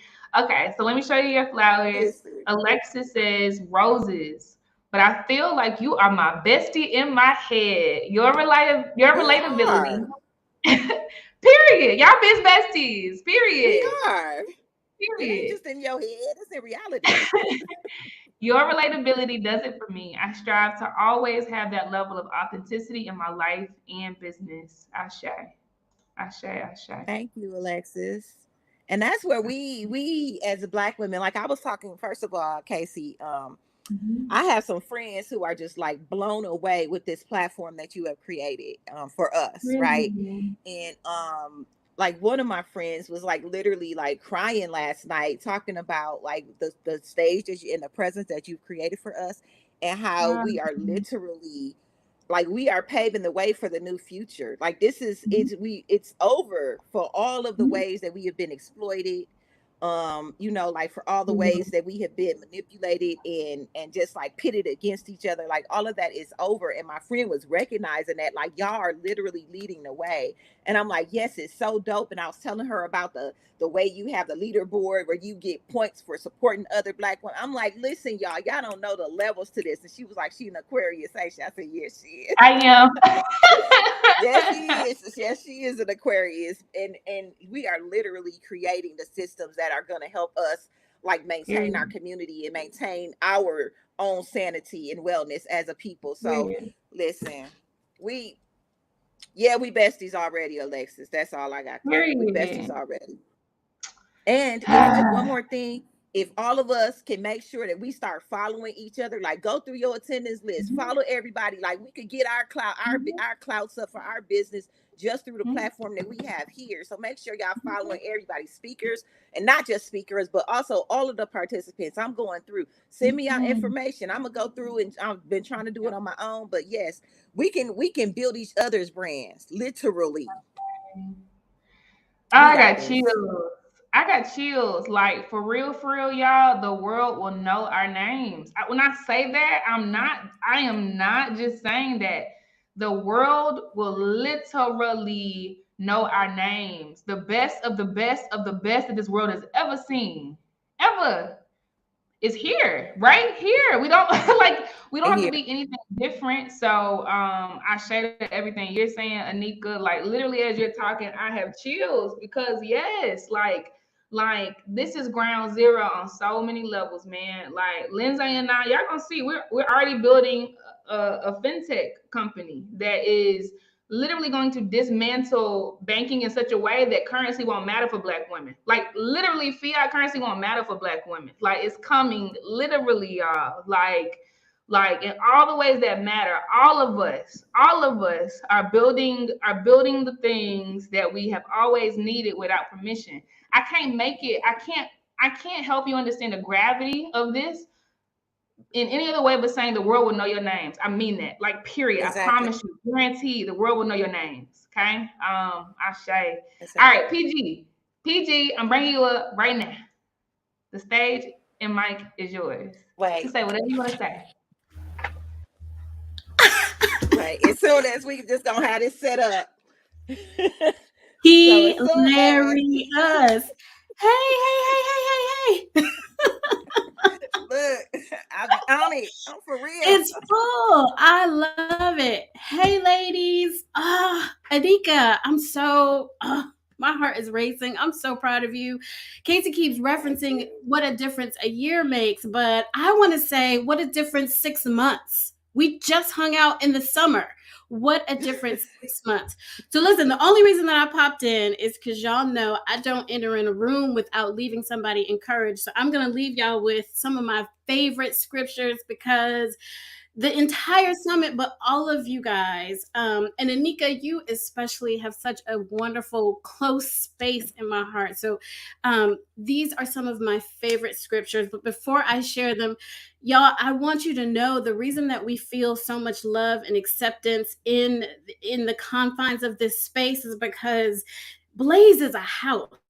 Casey has been very intuitive to construct a house. I always hate when people say we're going to build our own tables. She built a whole house and filled it with many rooms so that each room has multiple tables with multiple chairs, and we got recliners and sofas and all of these things, so we can take up all the space that we need and we can have as much room as we need. Casey, that's why I love you. That's why I'm always Cape Hard for you, cuh. Because Casey saw that there was a void and she decided to be the change, and she decided to be the healing that she needed so that it exuberated throughout all of us. And sometimes I think the disconnect with what we go through is we hear so often people say that hurt people. But that's a choice. Hurt people don't have to hurt people. Hurt people can learn, and then hurt people can heal. And that's what Casey chose to do. That's what Anika does. When you sit and have intimate conversations with these ladies, you get to experience their pain and their triumph because they refuse to get stuck in the moment that they were. They want to keep elevating and pull us all along with them. So these are my favorite scriptures, y'all. Psalm 139:14 has so many different variations in the Bible, but one says, I am fearfully and wonderfully made in his image. But in the Message translation, it says, thank you, God, for making me so wonderfully complicated. Y'all, we are so wonderfully complicated. There is nothing unique about us. We are as diverse as a fingerprint. And so don't ever let anybody discourage you or make you feel like whatever you've gone through has invalidated you. That only solidified us. That made us great. It made us different. It made us strong. I don't believe in calling Black women resilient because it creates a narrative that we don't ever get tired and we don't need to be soft and we don't need to be loved. We are blossoming and ever evolving and changing, and we are thriving. And sometimes we are ugly and we are mean and we are hangry and we are grumpy. We are all of the things. And that is why we're supposed to be that way, because we're so wonderfully complex. My other favorite scripture is that everything starts with a good intention and the rest is up to you. That is Psalms 115. Y'all, everything was already seated inside of us. So anything that we want to accomplish, anything that we want to be, anything that we want to leave in the earth, it's already in us. We just have to do it. We just have to be it. We just have to say it. I love you so much, Anika. I'm so proud of you. Casey. I love you too. Thank you. Girl, this is year 2, y'all. Y'all would think with the level of excellence that Casey has put on this summit, you would think that this was 10 years in the making. Y'all, this was just a dream from a few months ago. This was a dream from a few months ago. I caught her when the dream was like in process. And I gravitated to Casey's spirit because she spoke to something in me. I'm 48 years old and I am still in corporate America. Casey spoke to something in me that I had never seen before. Making space for Black women so that we don't have to have this survivor get voted off the island mentality. There is more than enough room for all of us. So my quest this year has been to make sure that when Black women come through my desk and they're being interviewed for jobs that they're not qualified for, no, we not tossing their resume out. We bringing them on. We developing them. We bringing them on the team. We're going to teach them what they know, what they need to know. We're going to coach them, and we're going to make sure that they have access to the same pot of money that mediocre white boys who barely graduated from high school get to. And that is what I have been doing. That has been my mission and admonition within the corporate workplace this year. And I'm seeing changes. We have hired, I want to say within the last 90 days, 5 Black leaders, 5 Black leaders in my firm. All because I refuse to let them push those resumes to the side. Y'all, take up space, make room, and pull each other up. Pull each other up. That's what Blaze is all about. That's why Casey built this house. That's why Anika popped in last year. That's why Lindsay popped in last year. That's why I popped in last year. Y'all, this is not by happenstance. God does not do chance. All of this is a divine assignment. So take your assignment, take your place, fill in the gaps, be who you want to be, and don't be your experience. Be the end result that you want to see. I love y'all. Mwah. I Love you too. Thank you for preaching. Yeah, stay right there now, Paquita. Listen now. Listen now. Listen now. Listen now. Get a Listen case. now. Listen now. Okay, because after Anika got done yesterday, we talked about how this is church. And I already knew then what PG's role in the church was. Okay? I already knew then what her role in the church was, but I knew at some point she was gonna come to this stage. Okay. So as she is on the stage, let me introduce y'all to the historian, the secretary, and the occasional pastor that comes in to shut it down because she keeps score, she keeps records, she tells the story. I'm talking about Lord Jesus. I'm talking about when I met her before she even hit the stage for the Winter 2021 Summit. She sat there and said, Casey, and she told me about this house I had built before she got on the stage. Like a gift that is like no other. She keeps score. She keeps record. Okay. She showed up to the continent a couple of months ago. I got to hug her. She kept saying, I get to smell Casey. I'm talking about it's the way that she sees the world and articulates the story, man. Like intricate details. And even then she had me crying because she keeps scoring. Y'all, she is so very special. I do not have words, Paquita, for all that you have affirmed in me, because the stuff that's up here, y'all, I don't even try to put it into words. I just make sure y'all feel it when it comes. I'm talking it's a lot of stuff that I already see and taste and smell. But somehow Paquita keeps seeing it before it happens. She saw that something before it happened. And then y'all experienced the rooms and the doors and the pillows and the, you know what I'm saying? So I honor you, sis. I give you all of your flowers. I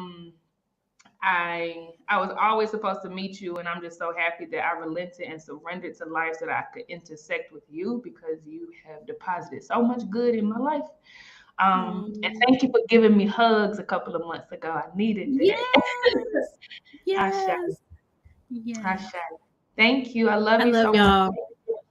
Love you. Yes. I mean it, ladies. Y'all hold on to these moments. These moments are things that happen like shooting stars. They don't exist. They don't exist in the regular world. You have to be spiritually tapped in to get moments like this. And God hand selects. He hand selects the people and the places and the prospects and the words and the phrases and the emotions. He hand selects all of those things. So consider yourselves God's favored child, that he hand selected you for these moments just like this. I'm so happy for y'all. So happy for y'all. Thank you, PG. You gotta quit. We gonna work on that podcast, Anika. Listen. You right. We are gonna do it. We gonna get on the calendar. And for those who asked about the book I held up, it's Paquita's strategy journal. Yep. So she could be found in the marketplace. It's Hayward and Love. That's Paquita's thing. And I use this strategy journal, like it's weekly priorities. It's all kind of stuff. I be using that to keep me on track. So I wanted to plug that. Can I say something? Like 2 things. Do we have any more questions? I'm leaving, y'all. No, bye, PG. Love you. No, we just going to the journal wind down after this, so you can wrap it with your comments now. Okay, so 2 things. So these are my earrings, Priceless Insight earrings. So that's one. And actually, fun fact, this is Marquesa's silhouette in the middle. Like this person right here. The first one is me, and that second one is Marquesa. Dope. So that's dope. And then these are the other ones. I just want to show y'all that we have merch that's gonna be coming again. Dope. Yeah. That's dope, sis. Keep us posted now. Thank you. I sure will. And I just wanted to say, so I'm in a period of grieving as well. There was a young woman who was a entrepreneur, young Black mom. She has a baby who's like about 2 years old, if that, and an 18-year-old. And she helped us with some of the organizing that we did in Milwaukee, with You Black and a Black Women's March. And she literally just opened her youth center a week ago. So that Saturday she opened her youth center. That following Sunday she got into a car accident and lost her life. And I'm just, as a person who has been in a tremendous amount of mental and emotional and physical pain that have led me to think thoughts, suicidal thoughts, led me to want to give up, led me to want to, like question my purpose in what I'm doing. And as a Black woman entrepreneur, I know how much she put into what she did. She went out and she went to the margins of the margins and got the babies in Milwaukee. So Marquesa talked about Milwaukee, but Milwaukee, y'all. So many high-speed car chases, so many like things going on in Milwaukee that like literally it is a culture shift when I come down here, because I don't have to put a club on a car. In Milwaukee, if I'm not putting a club on a car before I leave, like that car might not be there when I get back, literally, right? And that's the city that Marquesa is organizing in and speaking truth to power is. And that's the city that this young lady went out and grabbed those kids who were still in those cars, got all in their face, and was like, nah, we're not doing this. So those are the babies that she worked with, the ones that nobody wants to work with, the ones that gave up, the ones that are justice system involved. Those are the ones that she worked with. And she literally just opened her youth mentoring / life coach center, y'all. And I'm saying all of that to say, like, thank you for the condolences, y'all. But like, I know that a lot of times we question what we're doing and why we're doing it and who we're doing it for. And if it is on our hearts and if it's in our minds, if it's in our spirits and it won't let us be, it is for something greater than us. And I know, like, as an entrepreneur, like I said, I've had moments where I've wanted to give up. I've had moments where I've wanted to take my own life. I've had these moments. In her life and the celebration of her life and all that she has done in the community, like that is my proof and evidence that I need to keep moving forward, because sis didn't make it home. Sis did not make it to make. She ain't make it home. Her work here is done on that level. And it's up to us to continue to like reach out, because there's so many young people who need us, because the world is going to keep pushing them aside, and they're going to keep saying whatever it is that they say, fill in the blank about our Black babies, but somebody got to go get them.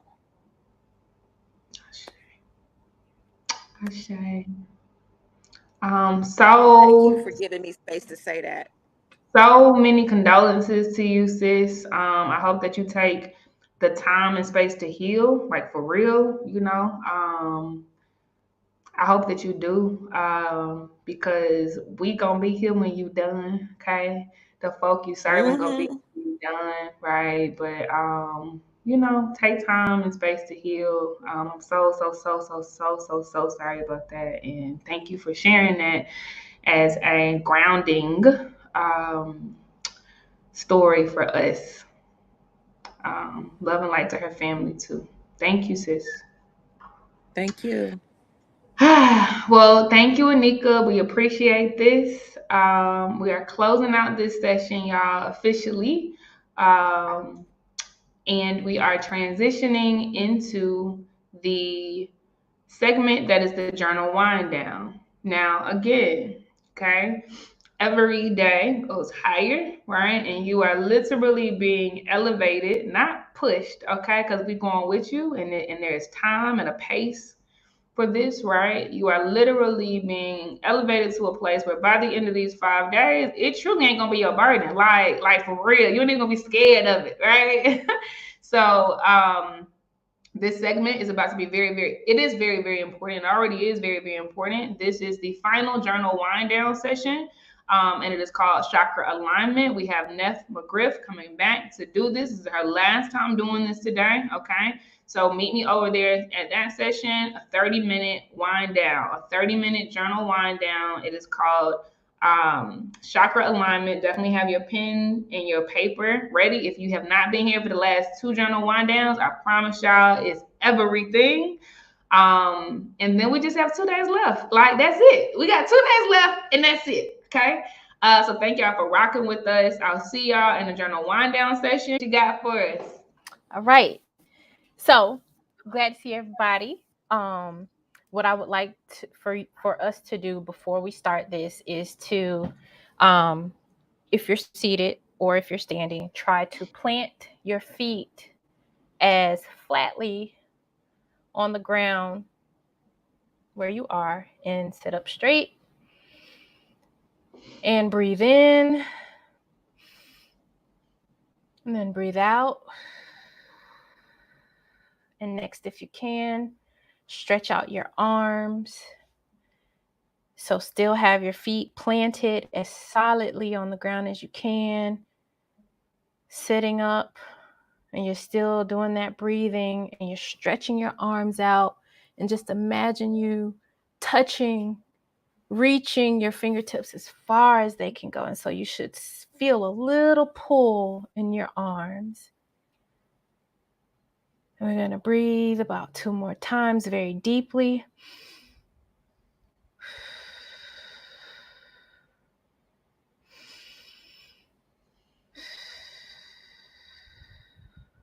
And now I would like for you to take your arms and cross them over your body and give yourself the tightest hug that you can and say to yourself, I love you. And do a deep breathe. And now release. All right. I hope you have your journals or your tablets, whatever it is that you're using, because we are going to find out where in our bodies are we storing our burdens. Where are we storing our burdens? So the strength of your energy flow, the strength of your energy's flow determines your overall mental and physical health. So I'm going to do a rundown of the 7 physical chakras, even though they're more than these chakras, but we are the most acclimated to these. So the 7 chakras, you're free to focus on whichever chakra that resonates with your circumstances, or you can choose to, journal about the different chakras based on the prompt. So right now, just listen, and then I'll let you know when we start the journal prompt. So just to familiarize yourselves, the root chakra, that's located at the base of the tailbone, and it is symbolic of stability. It's almost like the root of a tree or the foundation of a house. So, or buildings. And blockages in this chakra can feel like anxiety, challenges with money, feelings of scarcity, fear of abandonment. And when it's clear, you move without doubt. You feel and you know that you are safe and seen. Your sacral sits between the reproductive organs in the center of the lower abdomen. And so this is the station for creation and procreation. Anything that you bring into existence, whether it's a new business or whether it's another human. Blockages in this domain will feel like lack of motivation or lack of inspiration. You'll have a very slow drip of creative flow. You could experience womb issues, and you may have a loss of sexual desire. And honestly, a lot of times when our hips are very tight or we feel some kind of issue in our hips, that's because we're storing our burdens right there. That is a vessel directly aligned to emotional stress. So if your hips are tight, you might be holding some emotional stress. So for our solar plexus, that is the center of power and confidence and empowerment, and it's 2 finger widths above the belly button. So when this is blocked, you could feel powerless and confused. When it's clear, this is when you activate your own personal power and you feel a deep, deep sense of strength, and you're able to reclaim that power. Okay. The heart chakra. Is there a heart in a house tonight? Stand up. So this is the center of your body's energy universe. So think of it as the heart chakra is regulating your energy flow throughout your body, just as your heart regulates the blood flow. So it is literally right there in your heart, in the space of your heart. So what causes this to be blocked is trauma, grief, redundant disappointments, lack of self-acceptance, all of these things. And so when it's clear, you will find that it's easy for you to love, especially yourself. It's easy to love other people. You feel optimistic, and you're able to release grudges. You ain't holding on to who made you mad and why they did it. It's just like, whatever. Okay, I'm cool. And you really mean it too. Now the throat, that's your speaker box or your physical throat. So truth is primary and the voice is secondary. So what you are communicating is the what. The what is your truth. And the how is your channel, which is your throat. So this is blocked by lies. The lies, the lies, the lies. So not only the lies that you tell other people, but the lies that you are telling yourself. So usually when someone asks you, are you okay? And you tell them, yeah, I'm fine, but deep down inside you're not, that's a blockage. Okay. If you're telling yourself, oh, I'll be fine, you're lying to yourself if you're not really going to be fine.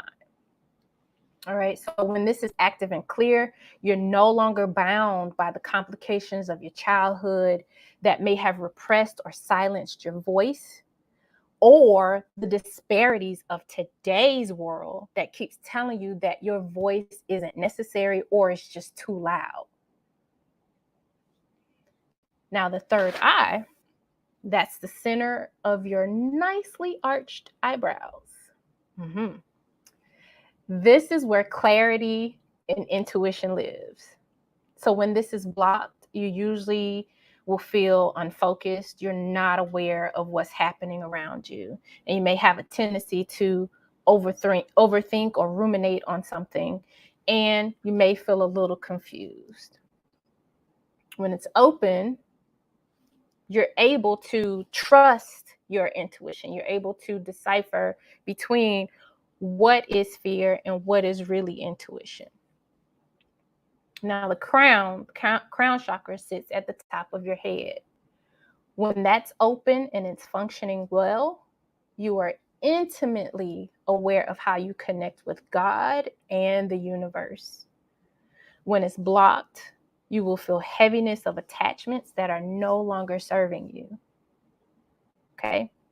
So, now that you have an idea of what the chakras are, we're going to do a prompt for each one. And so the reason I gave you all of these is so you'll be able to determine maybe maybe all of your chakras are open, but still partake in the session. Maybe your root chakra is closed. Maybe it's your heart that needs a little attention, or maybe you want to do all 7, but you get to pick and choose. Without further ado, here we go. So for the root chakra, what are some ways that I can anchor new wisdom and bring it into fruition? What are some ways that I can anchor new wisdom and bring it into fruition? How can I take what I've learned and bring it to pass, make it exist?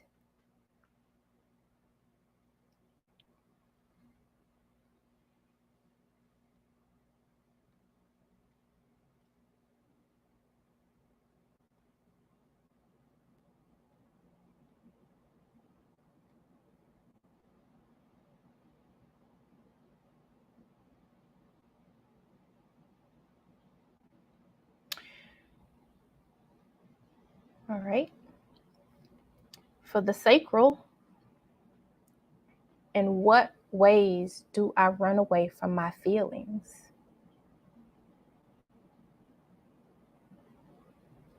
In what ways do I run away from my feelings? And the follow-up to that is, what is or are the reasons?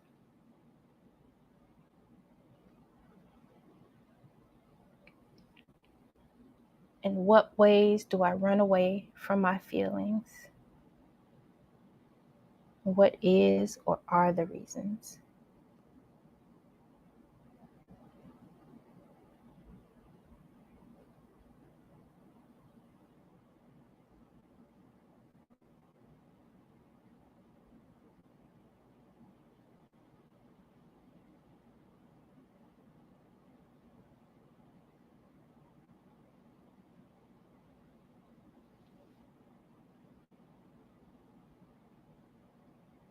Now for our solar plexus, remember this is the center of power. What would I do differently if I know I could not fail? What would I do differently if I know I could not fail?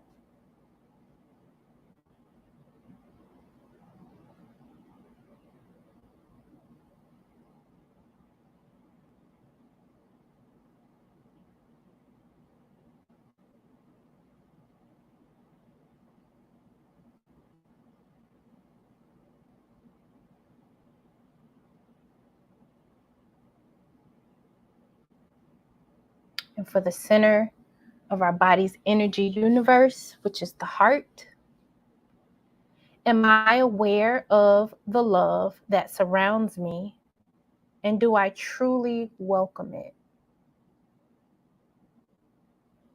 Am I aware of the love that surrounds me?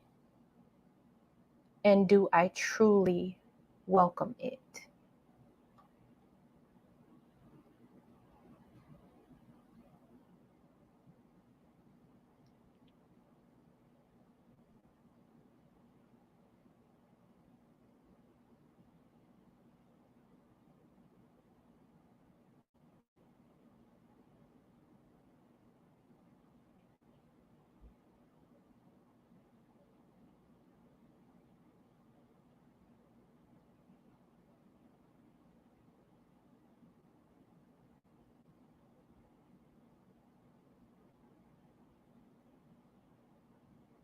Now, for our throat chakra, or your speaker box, think of a specific person who you have always wanted to express your truth to, but for whatever reason, you haven't. Think of a person who you've always wanted to express your truth to, but for whatever reason, you haven't. What would you say to this person if you knew they would listen without judgment or rebuttal?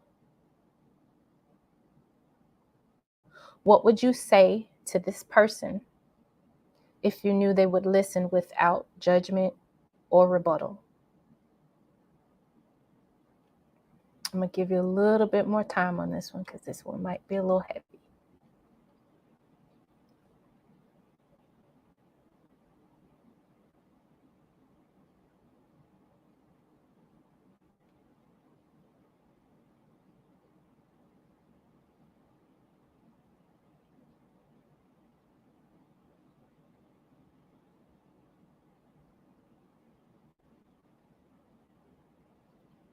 Yep. So we're on the throat chakra, and you're going to think of a specific person who you want to express your truth to, but you haven't for whatever reason. And so the question is, what would you say to this person, the person that you thought of, if you knew they would listen without judgment or rebuttal? So no matter what, they had to listen to you. They had to hear you out. What would you say to them?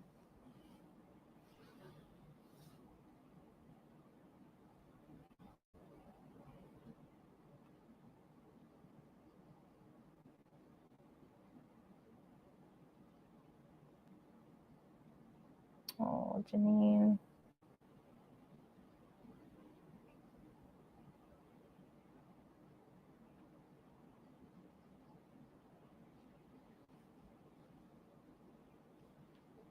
Okay. For our third eye, where our intuition lives, am I able to distinguish my spirit sight from my physical sight? Am I able to distinguish my spirit sight from my physical sight? And the follow-up to that is, when was the last time I did this successfully? Am I able to distinguish my spirit sight from my physical sight? And when was the last time I did this successfully? When was the last time I did this successfully?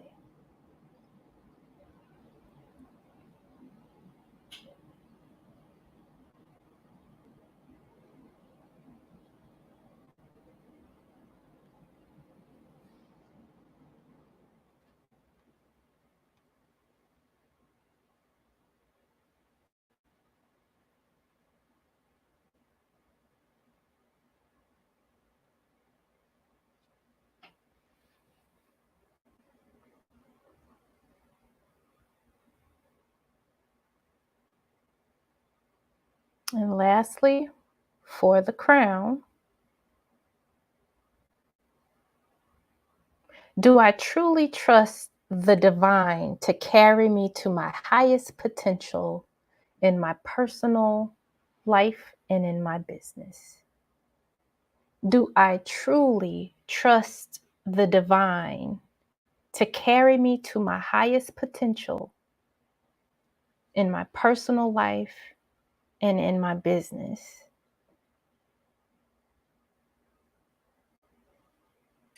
Why or why not? Do I truly trust the divine to carry me to my highest potential in my personal life and in my business?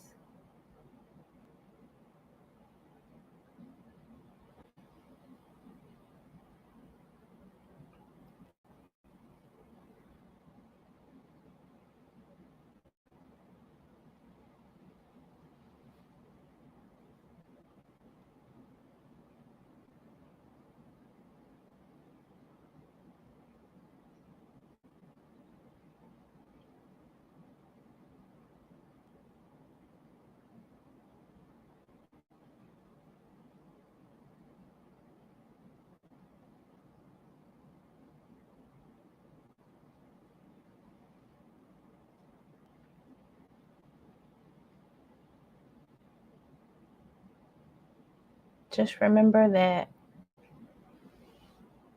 we are made of energy. Energy has to flow. It flows through us. If there's something that is blocking that flow of energy, just like anything, if there's something blocking water, it builds up. If there's something blocking the flow in your body, that builds up, and it manifests in physical ailments, mental ailments. So whatever burden you are holding on to, release that, whether it's in your root chakra, your sacral, solar plexus, heart, wherever it is. You have to release that burden.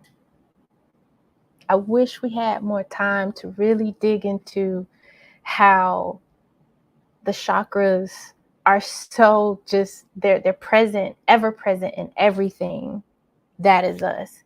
But really, when we say Black Girl Magic, we are magical. We are. We matter because we are matter.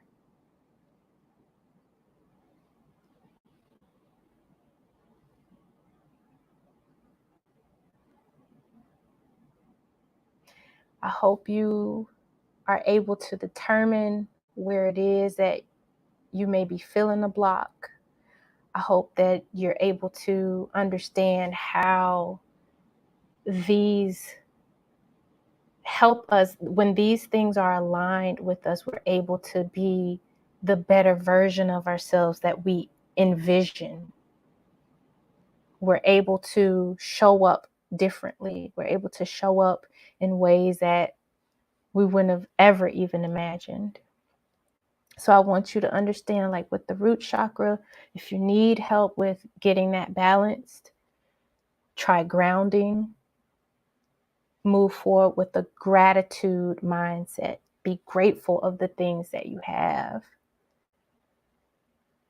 For the sacral, try self-forgiveness. Release any feelings of guilt. For the solar plexus, be yourself. But this will help only if your root chakras and your sacral chakra are balanced. With your heart, you're going to have to release the hurt from the past. You have to. You're going to have to be mindful and present when you do it. For your throat, explore the morals and values that guide your choices, and explore more collective learning. Actually, we always say, hey, I found my tribe. This is your tribe, yes? And so we are here as a community, and we have collective memories, and we can tell these stories for generations to come. So individual truth, but also collective learning and collective truths will help with your throat chakra. We are saying, speak up. Casey told us earlier today, open your mouth. That's what you have to do. Use your speaker box. If you need help with your third eye, learn to decipher between your intuition and paranoia or fear. Sometimes we be right on the money, but then we're like, maybe I'm overreacting. We are intuitive beings. You know what's up. You do. And for your crown, here we go from yesterday, practice non-attachment. Try loving people without attachment. Try loving things without attachment. We definitely don't want to be jamming to Ibadu's bag lady and she really talking about us. We don't want to do that. So I hope this has helped you understand how the blockages affect you, but also there's some resources. I've given you some resources that can help you start to no, Raketa, the third eye. So the help with the third eye is to learn to decipher between intuition and paranoia or fear. You're welcome. Thank you all. Solar, yep, solar is be yourself. That's the one way, because the solar is the center of power and confidence. And so that, in order for that to happen and you being yourself, you really have to make sure your root chakra and your sacral chakras are balanced. Yes, heart was release the hurt from the past, be mindful, and be present.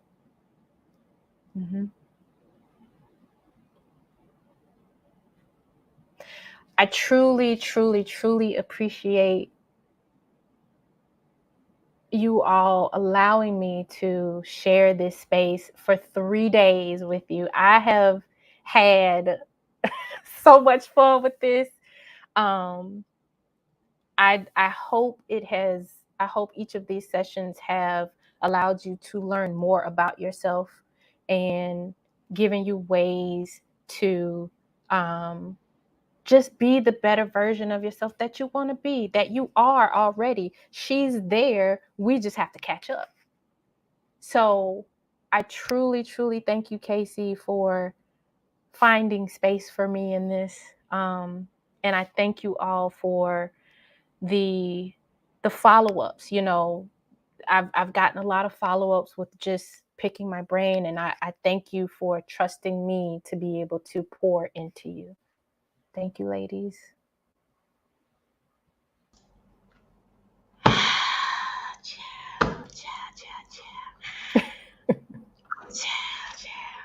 Man, it's hard to let this go. Neff, you are amazing. It's been more than an honor to watch you operate in your zone of genius. Thank you. I needed every syllable that you've spoken over the last 3 days. Man, I thank you for the level of not just hope that you gave us today, but tangible ways out. Like, as I've highlighted the 3 chakras that are blocked, everything you said, and I don't know nothing about chakras. Now I do, like, makes perfect sense to me. The way out makes perfect sense to me because my intuition is like, yeah, we can do this, you know? So I thank you. I thank you for ushering us into freedom over the last 3 days in nooks and crannies that have dust on them and spider webs, you know, and are very cold and drafty. You have warmed it up. You've shone light on some things. You've scattered some things that have been eating away at us, and we honor you. We honor you. We honor you. We honor you. I'm just blown away. I mean that. Like, I'm beyond impressed. You are a genius in this area. You move effortlessly. Please do tell everybody about your sessions that you do. I ain't even gonna describe it. I want you to. But yeah, like, cause y'all, this is the last journal session. Now, this is not the last of what Neff does, right? So you're gonna have to go over to her community and get you some. But please do share with everybody. So just to be clear, the only time I have actively facilitated journaling sessions are in coaching sessions or therapy sessions or in group. I've never done it on this scale. So I am so overwhelmed in a good way to see how receptive people are, like how receptive you all are of this. And so I truly thank you. Thank you all for just being open to it. This gives me a little idea. Maybe I should,